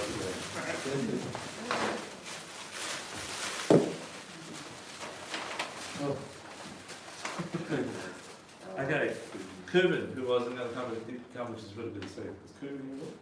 Is that number 4? Number 21. Oh no, sorry, it's not Cuban. It's Ben, it's your mate. That's you, mate. Yes, yeah, Cuban. Yeah, sorry. Cuban didn't come. You filled Cuban's spot. Sucks all out. Sucks to begin Well with. done. Congratulations, buddy. Cheers. So that's it. I really appreciate you coming along, and I appreciate you hanging in tonight because it's a bit of a late night. What we're going to do, guys, too, because we confused my staff. So, if you're after anything, we always match the best price on the line on reels or whatever, and rides or whatever. But we do offer 30% off anything we talked about in gear, other than that. So, the ride's actually 30 off too, which I think is cheaper online. But it's a once only because we can do it, but we can't do it every day for the next month, sort of thing. Because it's too cheap. So, when you come in, just mention it at the seminar, and they'll look after you. But if you're coming twice, it might get away the third time. So try it. I'll try it. But anyhow, I just want to look after you guys. But yeah, but you're welcome to do that whenever you want over the next, to the next seminar, which is 2 weeks away. So we've got 2 hours. Yeah, I'll come in over the next week and I need a surrogate, I think. Yeah. Yes, good. After that discussion I had with this. Yeah. You told me what I need. No, it's good. I need the spin reel because I need to be able to cast it out. There's a lot of reasons. So what's your next seminar, mate? Next seminar's on deep dropping. It's going to flow in with this one because that's the next 4 months of time. Where do we sign up? Yeah, so you can do it. You just give it a help ring tomorrow. On tomorrow, we won't advertise until Friday. Trouble is they're selling it straight away. That's the problem. Deep drop might be different because it's a unique people that can do it. Or a lot of people want to learn about it. And we've been doing it now we actually started doing it in the 90s. I think we were one of the first people doing it, the pros that are doing it, like deep droppings, long lines, but I think with the electric, I don't just, my wife's Japanese, I bought the electric reel back in 1999, 2000. And we're the first one that electric reels and 600 meters, we just smashed it. It'd be fun. Love, all good? Jack, you did a little bit of the board, yeah, thanks Jack for helping out too, guys. Thanks for coming along too, mate, thank you. Okay, cool. I appreciate you hanging around, buddy. Yeah, so deep drop is the next one. Then we're going to do snapper at the Candle May. Okay. Float lining close, just full on float line. And then we're doing snapper on jigs and down riggers. Control of the snapper. So we've got down riggers using, for macro we're going to use the same. But that's predominantly going to be soft plastics and slow pitch jigging cars. And really light gear like that lighter outfit, or lighter, better than spin. And the soft plastics obviously is light spin gear. That one's pretty entailed. I got a couple of guys kind of got a bit good at doing that. They're going to be setting them up and show you the techniques. So that one will be at the start of June. So around 14th of June, 12th of June. So we're 2 weeks apart at the moment. Yeah. And then after the sample one, 2 sample ones, which is end of June, we're going to do just beach and estuary. The surf fishing guys, tail and stuff like that. Okay. Thank you so much for coming along. You're welcome downstairs. Thank you very much. Yes. And nice to meet you guys. Thank you very much. Okay, you got some more downstairs.